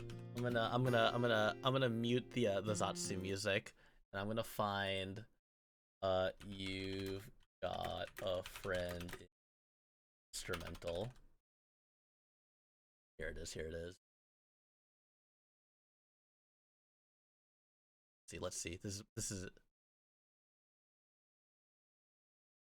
You should love your life is everything. You serve all purpose. You should treat yourself now and give yourself a piece of that oxygen in the ozone layer that's covered up, so you can breathe in this blue trap bubble. Because you know I'm here for it. To worship you. Love yourself. I mean that with 100%, with 1,000%. There we go. That was a tarot reading that you got, Floop. You should love yourself now. Good LTG from Bizarro Universe. Alright, let's see. So these were all the people that requested on Twitter that I imagine, like, were not sure if they were able to make it or not. So I'm gonna go down the list. I'm gonna call out to see if people are here. Is Katrine here still? Is Katrine still in the chat to get their tarot reading? I know Magic said that they were going to sleep. I know that Shockzy said that his internet was acting up and wanted a reading tomorrow anyway. Is Biscuit here? No, Biscuit was still around. Jeopardy music. Just Jeopardy music every single person. I think I saw a Biscuit in the chat, but I think he might have. I know he's also on the other side of the world, so if he's not here, that makes sense. And then an okay guy 343 the second. I still don't understand like the 343. Is that a plane? Or like the Halo company?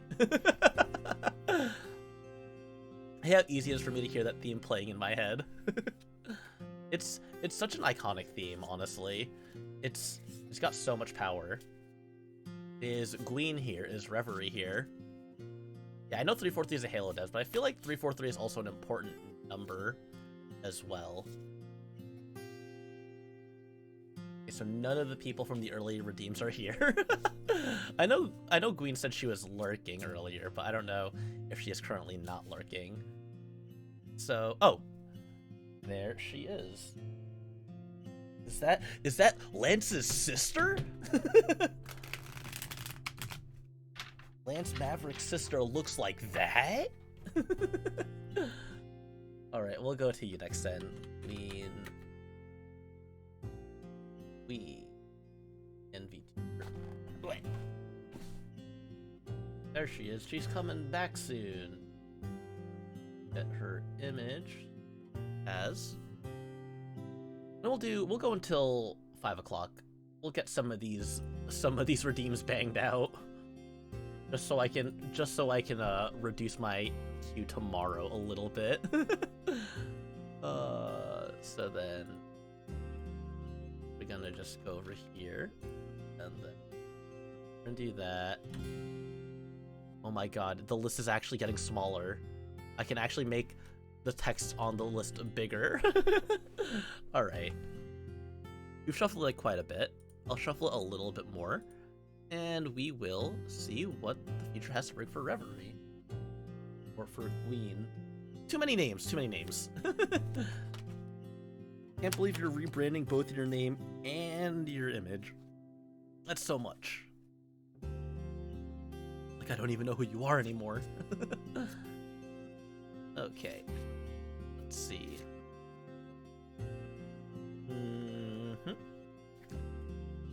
Oh, so. Shuffly. Get 1, 2, 3, 4, 5, 6, 7. 7 cards. Okay, cool. They both work. So, let's see how Reverie's year is gonna go.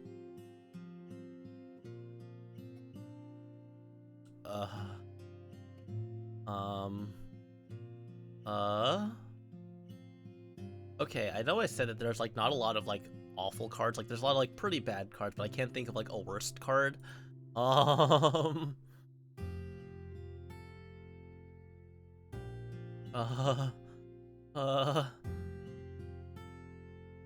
Here you go. So, to start off the year, or the overall reading for the year, Reverie is the 3 of Swords, which is a card that represents, you know, betrayal, a broken heart, loss of trust. It's not a very happy card. This card's very emotional. It's very much, I don't know if there's anyone close to you, but keep those people close and cherish them.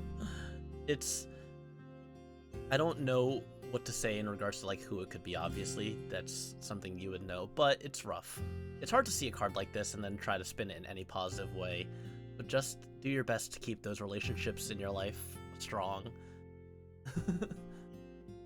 In terms of collaboration, we have the Moon. So the Moon is a card about confusion and uncertainty. Like, we're not sure where we're going in the future here. And I think having done, I know you were talking about like rebranding, you were talking about focusing on YouTube content, a lot of different things. I think with a lot of the changed identity and like the way you're going about different things, it might lead to some confusion how you want to sort of approach collabs and working together with other people. So it doesn't seem like a bad thing necessarily, just one of those things where you sort of have to find your way forward with how you want to, collaborate with other people and work together with other people moving forward in the year. When it comes to your career, we have... Wow, this reading really has hands. I'm so sorry. I didn't mean for it to be like this. I'm so sorry. I'm so sorry. What is this? I'm not gonna sugarcoat it, type B. So death in reverse. We talk about death representing a massive change in your life. But with death in reverse, it's more talking about being stagnant or being unchanging. That things will stay the way they are.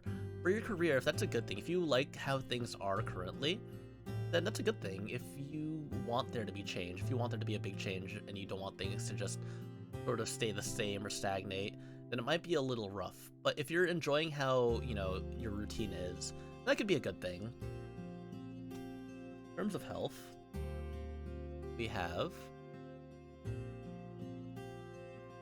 the King of Cups. King of Cups who looks eerily like the Nine of Cups. So, the King of Cups in reverse, which again, Cups talking about like emotional health, like creative energy and that kind of stuff. In terms of health, I would say that seeing the King of Cups upside down here represents that there might be some turmoil, some kind of troubles that, are involved with your health that, might be hard to deal with or hard to push through. And it's just one of those things where, again, take care of yourself and watch out for yourself, because being the King of Cups, seeing a card so connected to health in the health position very much screams just watch your back. Now for money, it doesn't seem that you'll be hurting for that at the very least.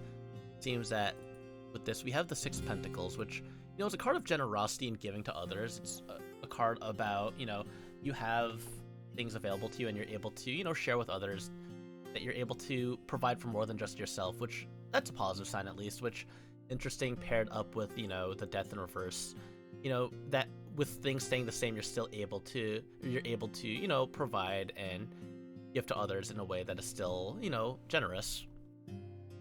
Now for gambling, for taking risks, we have the Hangman right side up this time, which means the Hangman is upside down. Confusing, I know. Third impact reading, let's go, no! So, in terms of gambling, the way I see the Hangman in the gambling position is that there might be risks that you take that really only influence you, but it's possible that those, if you're willing to, lose a bit, or if you're willing to, sacrifice a bit of your own safety for those gambles to pay off, because the Hangman is a sign of, self-sacrifice. It's about giving a bit of yourself up in order for things around you to be better. And the way I see this in gambling is that, things might be rough for you, but it might help people around you overall. Or, like, it might help you in the future if you, if you had to deal with a little bit of hardship in the present. So it seems like the risks are beneficial, but it's going to be rough on you if you do take them. But they'll lead to a positive ending, essentially. And the advice, the end here, is, which I think is interesting, that we have this card upside down. Because the message of this year is that there might be some heartbreak or some broken trust and betrayal. I think the advice here is to not dwell on it too hard, to not think about it too hard, just go. Just, fuck it, we ball kind of moment. Sometimes you just gotta go through life knowing that if things are gonna happen, if things can go wrong, then they'll go wrong. You don't want to dwell on, like, who it's gonna be or what's gonna happen, but just don't spend too much time dwelling on what could or can't be, and just ball. Just go fuck it, we ball. That's my reading for you. It's rough, but there's some ups and downs to it. I hope things go well for you coming year. Alright. Let's see. If you see your name on the list that I called anyone from an OK Guy 343 up, if you're here, feel free to call yourself out. If you're not, I'm going to start calling down the list a little bit more. Is Kaji Oniyama here? Is the big Oni man himself? Hey, Sapphire Rats, welcome! Thank you, that's really... I love giving, like, terrible, heartbreaking readings, and then they're like, oh yeah, no, that checks out! Well, I hope it helps give you a little bit of insight. I hope it lets you think about what you should do moving forward. But, yeah. Is Thunderbird here? I know Thunderbird was on break in and out, so if Thunderbird's here, I can do your reading next. I know Mermaid Melody, I think, probably went to sleep. BP Fields, I think, might have gone to sleep. Someone said 7 towers would be the worst draw. Thoughts? I'd need to know how you got 7 towers in a singular deck of cards. It'd be really funny, and like, if you... Imagine, like, you make the Mega Tarot deck where... Is orienting, I guess, yeah. Like, imagine you, like, use together 7 tarot decks, and somehow you just draw all 7 of those cards. That would be really low probability. That would be a... So, in a deck of... If you put 7 tarot decks together, that's 78 times 7, which is 490, and then 8 times 7 is 56. It's like 546? 546, and then you have to do, what, 7 over 546 times 6 over 545, so on and so forth. It'd be a very small percentage chance, but it's not non-zero. No, there's that one picture that I made that's like, this is a pretty bad drawing, right? This is... Where is it? Did I name this image properly? Yeah, this. You're considering probability as well? Yes. This one. Like, you see this drawing here, this picture here? Like, this is a pretty bad reading. You know, 10 of Swords right side up, Tower right side up, 5 of Pentacles right side up. Like, you don't have to get 7 Towers for it to be a bad reading. You could get, like, all the absolute garbage cards, 7 Elliots. Like, you can get those cards, then you can get, like, the 3 of Swords, and then you can get, like, the 8 of Swords, and then you can get the 9 of Swords right side up, and then you get, like... You, like, get the World in Reverse, because, like, the World in Reverse is, like, the card that pretty much symbolizes getting blue-balled really, really, really, really hard, metaphorically. Let's see. I want to do, like, 2 or 3 more readings. Is Kine here? Is Nanase Kine here? Okay, cool. Kine is here. Let's see. Let's pump him up to the list because other people did not respond. Let's see how Kine's year is gonna go. Nanase Kane, the pain train with the big brain, going insane. I could continue rhyming this further, but I feel like I've done this joke enough times. Hey, Airmilk, welcome. We're just doing readings for everyone right now. I went through all the people who requested on Twitter, and now I'm just going down the list of people who are still in chat after I did that. And then tomorrow we're gonna deal with the people who weren't able to stay for the whole time. You get owned by 7 Elliots. I just shadow clone him. I just shadow clone Jutsu. It's like, it reminds me of that time when a student said that another student's power level wasn't high enough to fight him. Like, imagine just saying to another VTuber, nah, your power level's not high enough to fight me, unironically. Actually, no, Nanase Kane's power level isn't high enough to fight me. Never mind, I take that back, I'm saying that unironically. And Kane, if you say anything in response, I will tell everyone that I beat you in an arm wrestling match at Shuba House. You have no ground to stand on. Get back into the water.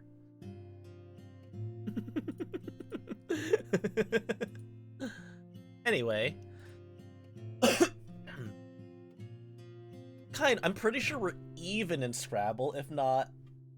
Like, I'm pretty sure I'm 1-2-0. You just mentally scarred me. The 100 card or something like that is something I aspire to. Yeah. Sometimes I can be unwarrantedly confident. Remember that Poppy from X8 is canonically stronger than God according to power levels? What is X8? Is that a common writer?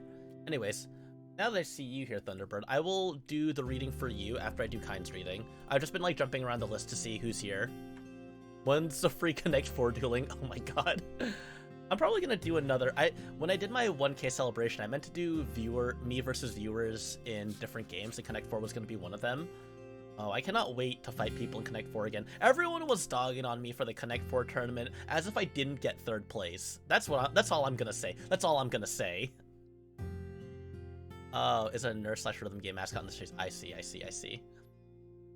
Like, okay, maybe I let Takako hit me with a 4 across on the bottom row like once, and maybe Bloom hit me with that once too, and maybe I like sent Bloom to losers and then he destroyed me. But like, that's beside the point. I'm like competent at Connect 4 when I feel like it, or when I'm not 7 hours into hosting a Connect 4 tournament. I want to do that again. I'm gonna do the Connect 4 tournament again, but I'm gonna make it not best of 5. I think making a best of 5 was one of the worst choices I ever made. That was awful. Maybe bottom. Okay, rats. Okay, I see how it is. Oh, Elliot's a bottom. Oh, Elliot's a bitch, but you guys are not ready to see me when I've become unhinged. You'll all understand. Okay. Anyway. Oh, hi, Katie. Welcome back. Welcome back. StarCraft Best of 3 still took a long time. That sounds like it would take a long time. Anyways, Kane, let's see how your year is gonna go. Let's see how the year of the fish is gonna go.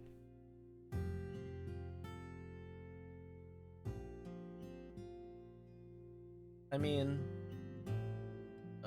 okay. Unhinged Elliot in my VTuber sphere? It's more likely than you think. Anyway. So, what we have here, for a kind start of the year, is a card that we saw not too long ago in the same position. The Devil. So, Kine, we talked about the Devil being representing that this is a year of desire, of getting what you want, of, being driven by the things that you want very heavily, very strongly. And, I mean, that's... sometimes you gotta want it, right? That's it. You're just very, very, very, very driven by what you desire, and that's completely understandable. Some people are very driven by their goals or the things that they want very strongly. In terms of collaboration or working with other people, Okubo. In terms of collaborating with other people, working with other people, that kind of stuff, we have, however, this now differs from when we saw the Devil in the first position in the other reading. We have the Chariot in reverse. In reverse. There we go. The Chariot in reverse. Which is this idea that, it's not that you're not gonna collab with people, but it's gonna be one of those things where I talked about how in Chiclet's reading, how they, would take the lead in collab, right, with the Chariot. The Chariot right side, or upside down, though, is more of this idea that you want to feel like you're in control of these collabs, or of how you work with other people, but it's gonna feel like you're gonna be losing that control. Like, you're gonna be given the reins, but it feels like the reins are just gonna be, fall off the Chariot. They're gonna get pulled all the way through, and you're gonna feel like you don't have a lot of control that you want to have. And it's rough, when you're in a situation where, you want to interact with other people and you feel like you don't have the ability to interact how you want to. It's a very rough thing. In terms of your career, we have 7 of Pentacles. Again, we saw this earlier. It's a card that represents sort of the boredom of work. It sort of represents feeling like your work is sort of like menial task. And it feels like you're doing a lot of work. You don't feel very rewarded for it. And it's one of those things where you're trying to think about like what it is that you're getting out of it. Like, are you feeling satisfied with the work that you're doing, whether it be like, your work or your streaming? And it's one of those things, I guess, so you have to think about as you continue to toil forward. In terms of health,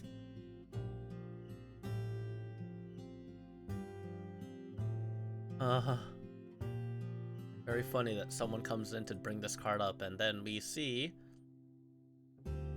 for the first time today, the tower.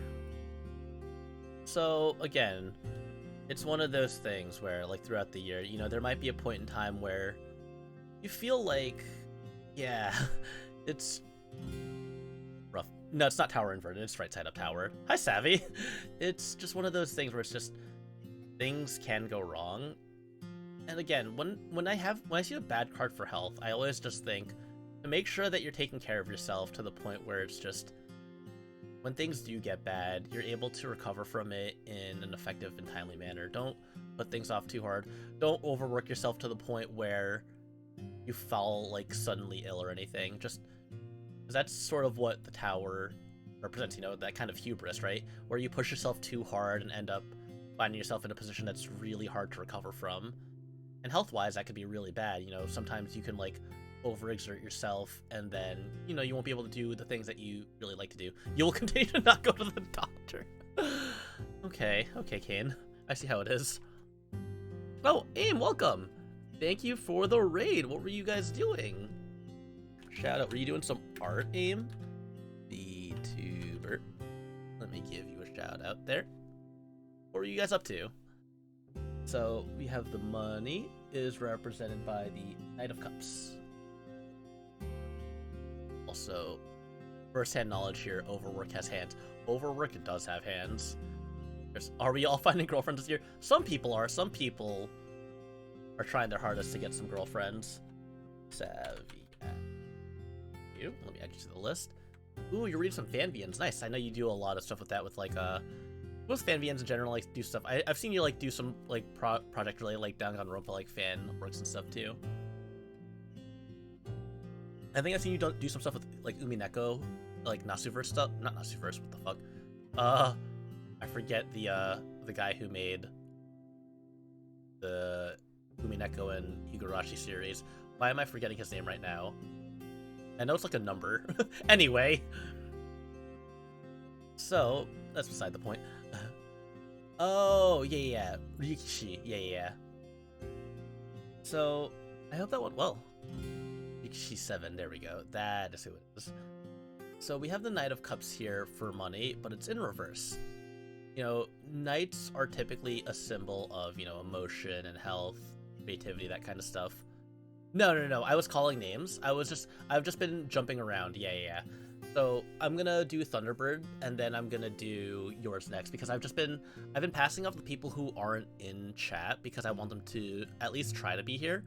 So I'm gonna read the other ones tomorrow morning.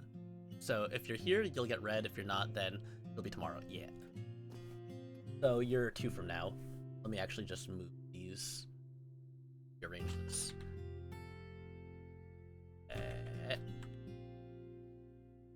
Go. 6 minutes till you go back to work. Oh shit. Sorry. I can push you back till later then, Thunderbird. So then when you get back, or tomorrow maybe, I will be able to read you. So the Knight of Cups in reverse for money, in regards to those creative endeavors, it might be a representation that, the money will be there, but it might be in a way that doesn't feel, creatively rewarding, that you'll get it, you'll get what you want, but it won't be in a way that feels particularly satisfying. You won't feel like a big amount of fulfillment from it. There'll be successes, but it's not the best. Oh, 5:40. I'll probably be done by then, because I don't want to go past 4 hours because I do share a room. By the way, this live 2D looks awesome. Yeah, this was done by Asolus Nix. Let me shout them out as well. Shout out Asolus Nix. They did an incredible job with this. And so we go into risk-taking. We go into the risk-taking section. We have Where are you? You have the Two of Wands, which is a card of patience. It's a card of waiting. It's a card of, you know, there's a sort of expectancy of things that are going to be coming and just waiting for that to come. In terms of risk-taking, I think it's that idea that there's going to be some long-term risks that you'll take, you know, things that you'll invest in early, and you'll be waiting a bit for them, but they will pay off eventually. So, you know, it's this idea that the risks that you take won't be ones that you'll see results from instantly, but you will see results from them eventually, and it seems to be a good outcome. And advice. So this one's a very interesting card, I think. Typically, like when we see this, we think about being stuck, being unable to move, not having any freedom, but this is the Eight of Swords in reverse. Instead of not having freedom, it's this idea that you're sort of free from the bounds, that you have this freedom to run around and do the things that you want, which, tying that in with the Devil card, is pretty interesting, because, you know, if this is a year of chasing your desires, of trying to get what you want, then I think it's important to sort of, you know, break out of that shell, you know, break out of, you know, feeling like you're stuck where you're at, and try to, like, spread yourself out a bit more, you know, try to, you know, reach out to more places and try to, you know, expand your horizons a bit. I think that's sort of the advice that I'm getting here, is that, you know, trying new things seems like it might be a good idea when it comes to, you know, pursuing what it is that you want in terms of the desires represented by the Devil. So there's my reading for 9 for the year, the New Year's reading. And so next up, since Zach Hakure is going back on break, I don't think I would, because these readings take a bit of time, I don't think I would be able to do the full reading for it with him staying for the whole time. We'll go to Kaji next. Go to Kaji Onigama next. Then we'll see who else is here. Actually, I think Kaji might be the last. How many readings is this? 1, 2, 3, 4, 5, 6, 7, 12, 13, 14, 15, 16, 17, 18, 19, 20, 21. 21 readings. I think I'll do 2 more readings. I'll do Kaji and then 1 more person. That I have a solid 20 readings to go through tomorrow, which should theoretically take 5 hours, 4 hours, something like that. Not too long. But yeah, no problem. Hopefully we can get through these. I do want to be able to get through all these readings. You know, I shouldn't be surprised. Guy who has suddenly started doing more and more tarot readings, shocked to see that the amount of people that wanted tarot readings from him increased from the last year. Yeah, wow, what a surprise, what a surprise. Is this what they call inclining? Is this what it calls what they call networking and more people knowing you?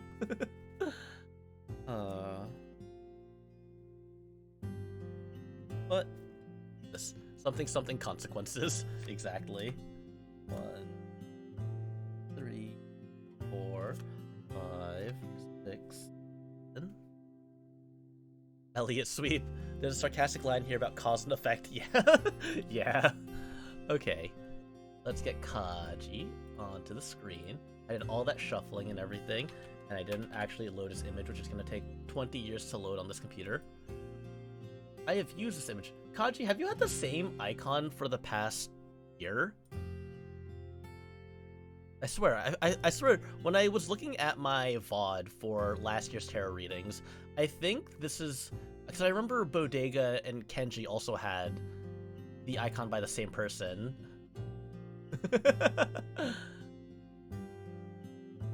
No, that's commitment.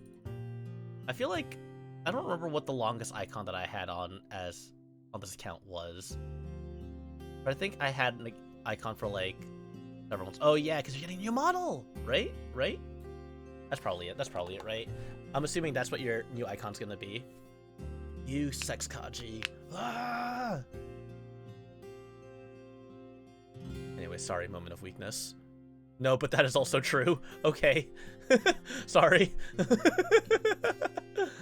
Alright, alright. So Kaji, let's see how your year's gonna go overall. Let's see, we've got... Wait a second. Did I not shuffle the deck? What? Everything else is shuffled. But the first two cards are the exact same as what I had for Kane's reading. What the fuck? I mean, there was a non-zero chance of that happening. But I guess if it happens, it happens. Everything else is drastically different aside from those first two cards. But, okay, yeah, Kaji. This is a third devil that we've seen. People in 2023 really be saying, I know what I want, and I'm fucking getting it. Which, you know, good for you. Good for you. You get your bag. You get your bag. You get that shit that you want. And card 2, again, the Chariot. Again, we talked about this earlier. That, you know, you feel like you might want to have a bit more control with the collabs that you're in. Or the people that you work with, the people that you're collabing with. But it feels like you might be losing a bit of control. Maybe there's a message here. Maybe it's just assigned to the Nakaboke members. But what follows next is, I think, a very interesting different card here. And that card... How hard... Yeah, you're right. How hard 2020 and 2022 were denying people. You're right. You're right. Me trying to collab with Nakaboke. No! No! The card that we have for the career path now is the world right side up. If it would stay on the screen. Nawarudo. Did you like that JoJo's reference? So, the world. Which is a card of, you know, new beginnings, or the end of a journey, essentially. I don't know if it means, like, there's like a big milestone that you're hitting, or some kind of, you know, very big, like a season finale kind of thing, right? Maybe things are changing up at the fruit shop, or maybe something big is going to happen for you streaming, but there's going to be some kind of, you know, finale to something happening, not necessarily like graduation, but like, you know, maybe it's like the reveal of your live 2D, or maybe just a change in how things work. You're gonna get fired? No! Well, the thing is, if it was firing, I feel like that would just be the tower. If it was a good firing, then it would be the world, because that leads you to a new journey, a new destination, something good. Some good closure. And for your health, we have the Five of Wands in reverse. Which gives me the idea, like, when we talk about this card in reverse, we talk about being tired. So I think it might be a tired, sleepy-pilled year for Kaji Oniyama. Maybe there's been conflict that has, like, tired you out, and it's sort of getting you to the point where it kind of, like, is affecting your energy levels as well, like all the conflict. So that's sort of what I'm seeing here for the health. Cozy cell. That, you know, there's been fighting around you, and maybe that fighting has sort of worn you out a bit. In regards to money, in regards to wealth and finances, we have Eight of Cups. The Eight of Cups is a card of moving on typically, but in reverse, it's sort of this idea, we talked about this in Bodega's reading actually, that you're leaving things behind, but there's a bit of regret in what you're leaving behind. That, you know, maybe in order to get money that there was something you had to do or something you had to give up, but you still feel like you don't feel great about giving it up. You're not very happy with what you had to do in order to move forward from where you're at. Things worked out in the end, but there are still some lingering regrets moving forward from where you're at. Now for gambling,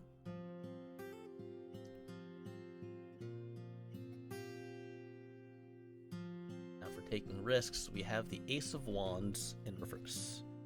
So the Ace of Wands, you know, the Ace of Wands in reverse is sort of talking about, you know, impatience or delays, you know, having to wait for things. Very similar to like how we see the Two of Wands sometimes. It's an idea that, you know, Wands as a symbol generally mean that you're grounded, that you're, you know, very inspired, very in control. Seeing that in reverse sort of means that, like, it feels like you don't have a lot of control, which I feel like if you don't have a lot of control in your situation, that might not be the best time for you to try to take risks and gamble. I feel like this is a year to be a little bit more reserved with those kind of risks and gambles.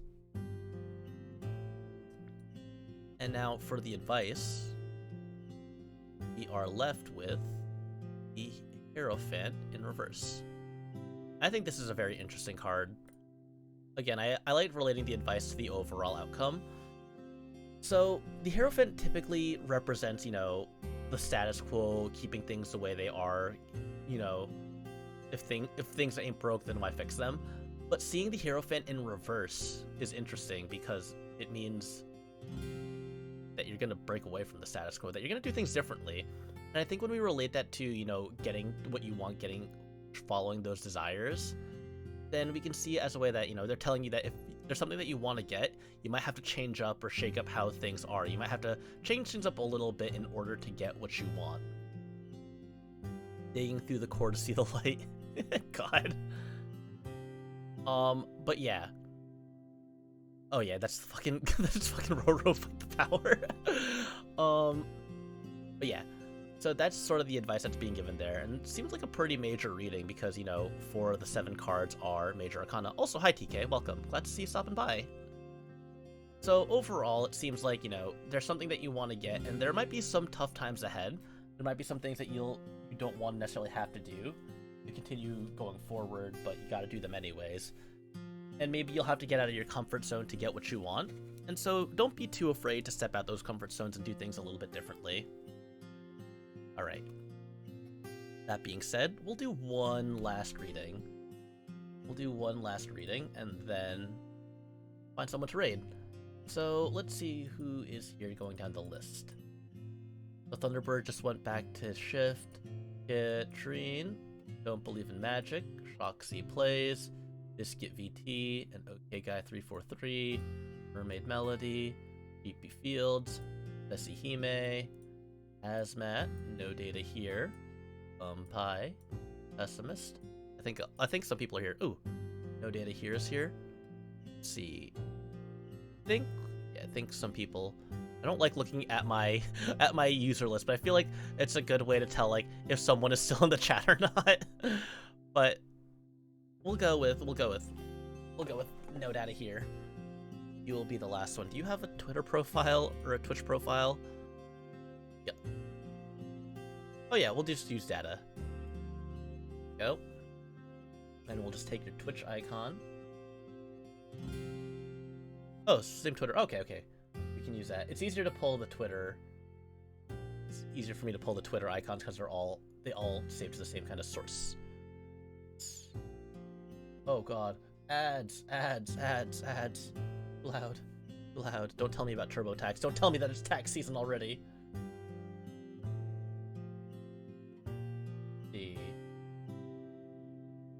As he design. Save here. Then, yeah, so this will be the last one for today, and then tomorrow we'll finish the rest of this list. I'm not going to take any more submissions after the rest of this list, because this list is already really big. But if anyone wants a reading, the tarot reading, I'll disable it after today's stream, so if anyone wants one, then they can redeem a New Year's reading, but tomorrow I'm going to try to bang through all the remaining ones. Then Wednesday I'm going to play Zelda, and then I'm going to go on a little mini hiatus for a week. I talked about it on Twitter, but from starting on Thursday this week, I'm not going to be back until the following Wednesday, the week after. So I'll be gone for a bit. But you know, it's just a little bit of an extension to my winter break. Taking a little bit more time off. Ooh, and a Wiggly. Thank you. I'm sure I'm very excited for the break I'm going to be taking. It's been a while. I don't think I've really taken a break from VTubing for a while.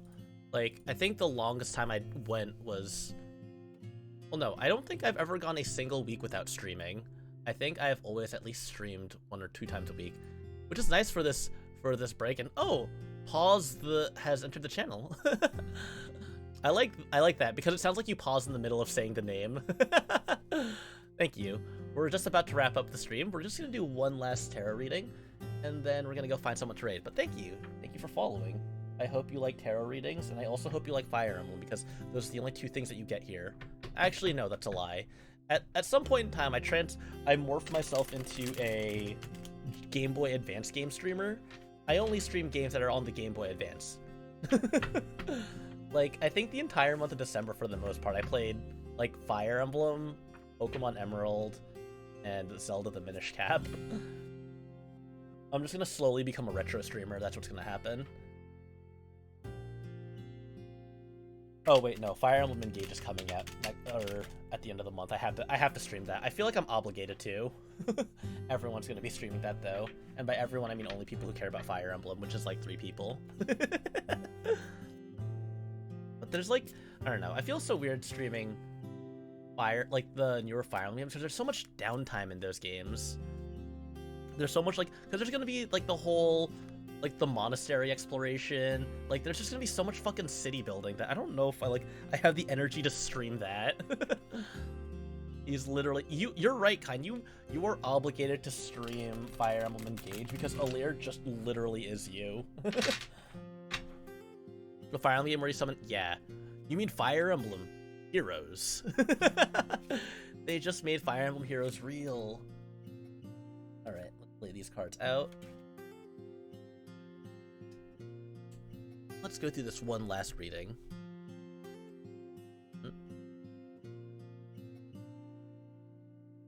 3, 5, 6, 7.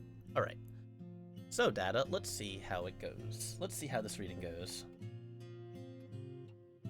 Okay. Interesting start to this reading here. We have the Hermit, right side, or upside down. So, the way I see this, right, if we think about the Hermit being this sort of sign of, self-improvement, sort of, isolated away from people, in reverse, it's sort of this idea that you might have trouble sort of finding yourself, finding, how it is that you want to proceed the world around you, that... Adjust this as well, let me... here, real quick. That, the Hermit typically has that, that lantern as a sort of guiding light. But taking on, the reverse meaning here, it's sort of this idea that finding your way forward is going to be a little tricky. There's going to be a lot of soul searching still, but it's going to be hard for you to figure out where exactly it is you want to move forward from. That's always tricky, right? Sometimes we need to search deep down within ourselves, but it's hard for us, when it's hard for us to discover, what it is that we want to do, that's when it can be a bit frustrating. So sometimes you just have to dig a little deeper. Maybe look towards other people for help as well, instead of, trying to focus it all on your own. In terms of collaboration, working with other people, we have... Where are you? The Hierophant, which is, if I knew my alphabet correctly, I could find the Hierophant. In reverse. I think this one is an interesting card because seeing the Hierophant in reverse here gives me the sort of idea that when it comes to working with other people, you might find yourself approaching things in a way different than how you have in past years. Like I talked about in the previous reading, that the Hierophant in reverse talks about the reversal of the status quo, of changing things up.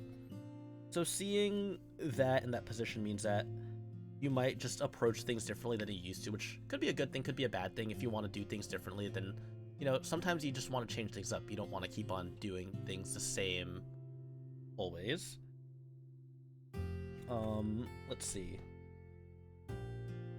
Wow, this is a very major reading. In terms of your career, we have the... Where is it? We have the Hangman right side up. We've seen this one a lot as well.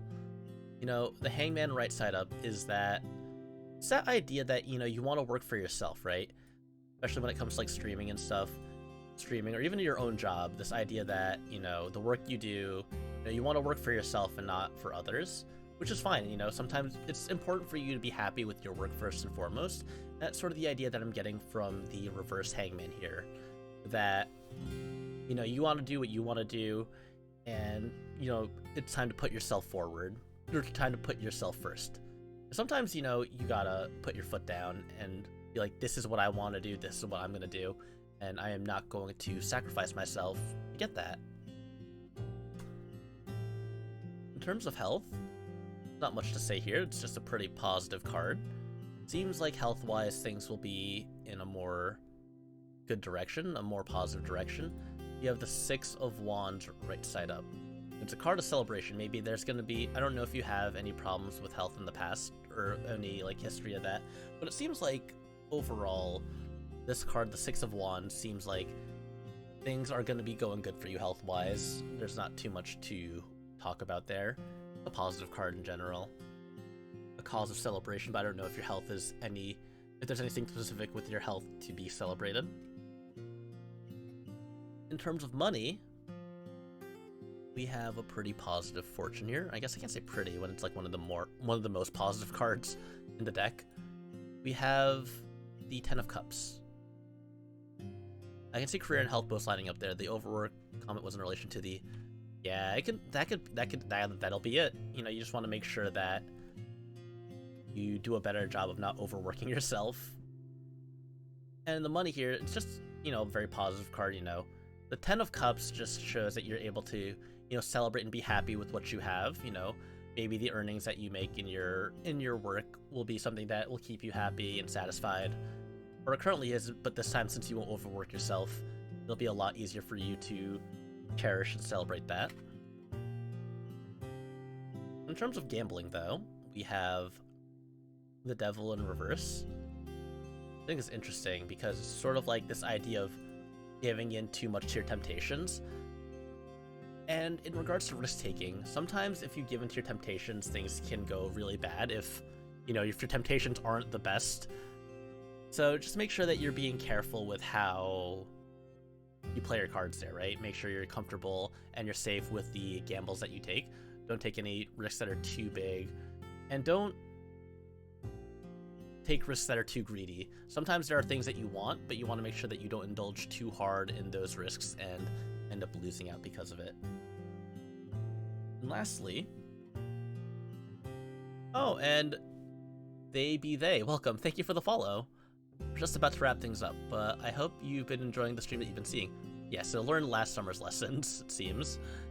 The last card we have here, the advice, is the Four of Cups.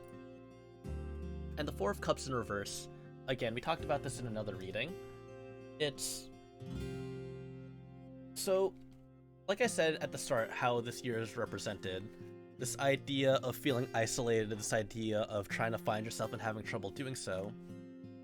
Sometimes if you spend too much time in your own head, you really just, it could end up costing a lot of time that you could use more productively. Which here, you know, this card is sort of the manifestation of that. You don't want to spend too much time dwelling and pondering and meditating and thinking. Sometimes you just have to take action, right?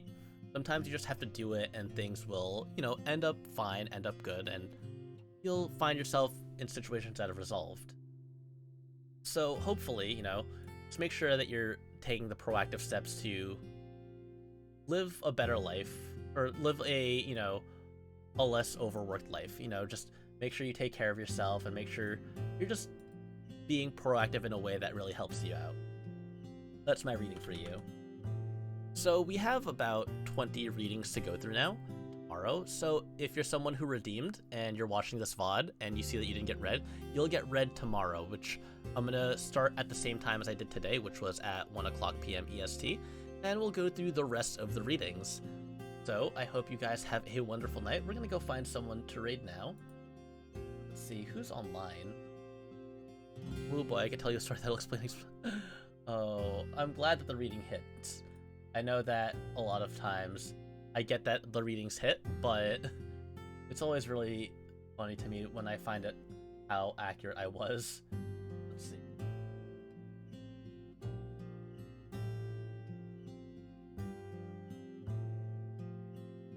A lot of people doing a lot of stuff.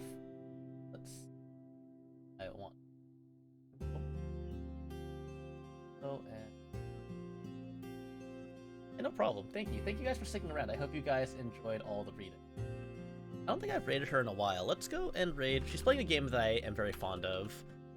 Raid Hespera E. Playing Yuppie Psycho, which very funny way to bring in the new year, but it's a very fun game nonetheless. It's very good. It's like a horror game that isn't too scary to watch. And yeah, happy 2023 to everyone. I hope you guys have a wonderful rest of your day, and if you didn't get your reading today, I will do your reading tomorrow. The little dogs dancing, yeah, they're cute. They're having a good time. So, Thanks for stream, Elliot. Thanks, I'm glad you think so, Big Nix, and I hope you guys all have a wonderful stream. Goodbye. Thank you guys all for stopping by. Right, class dismissed.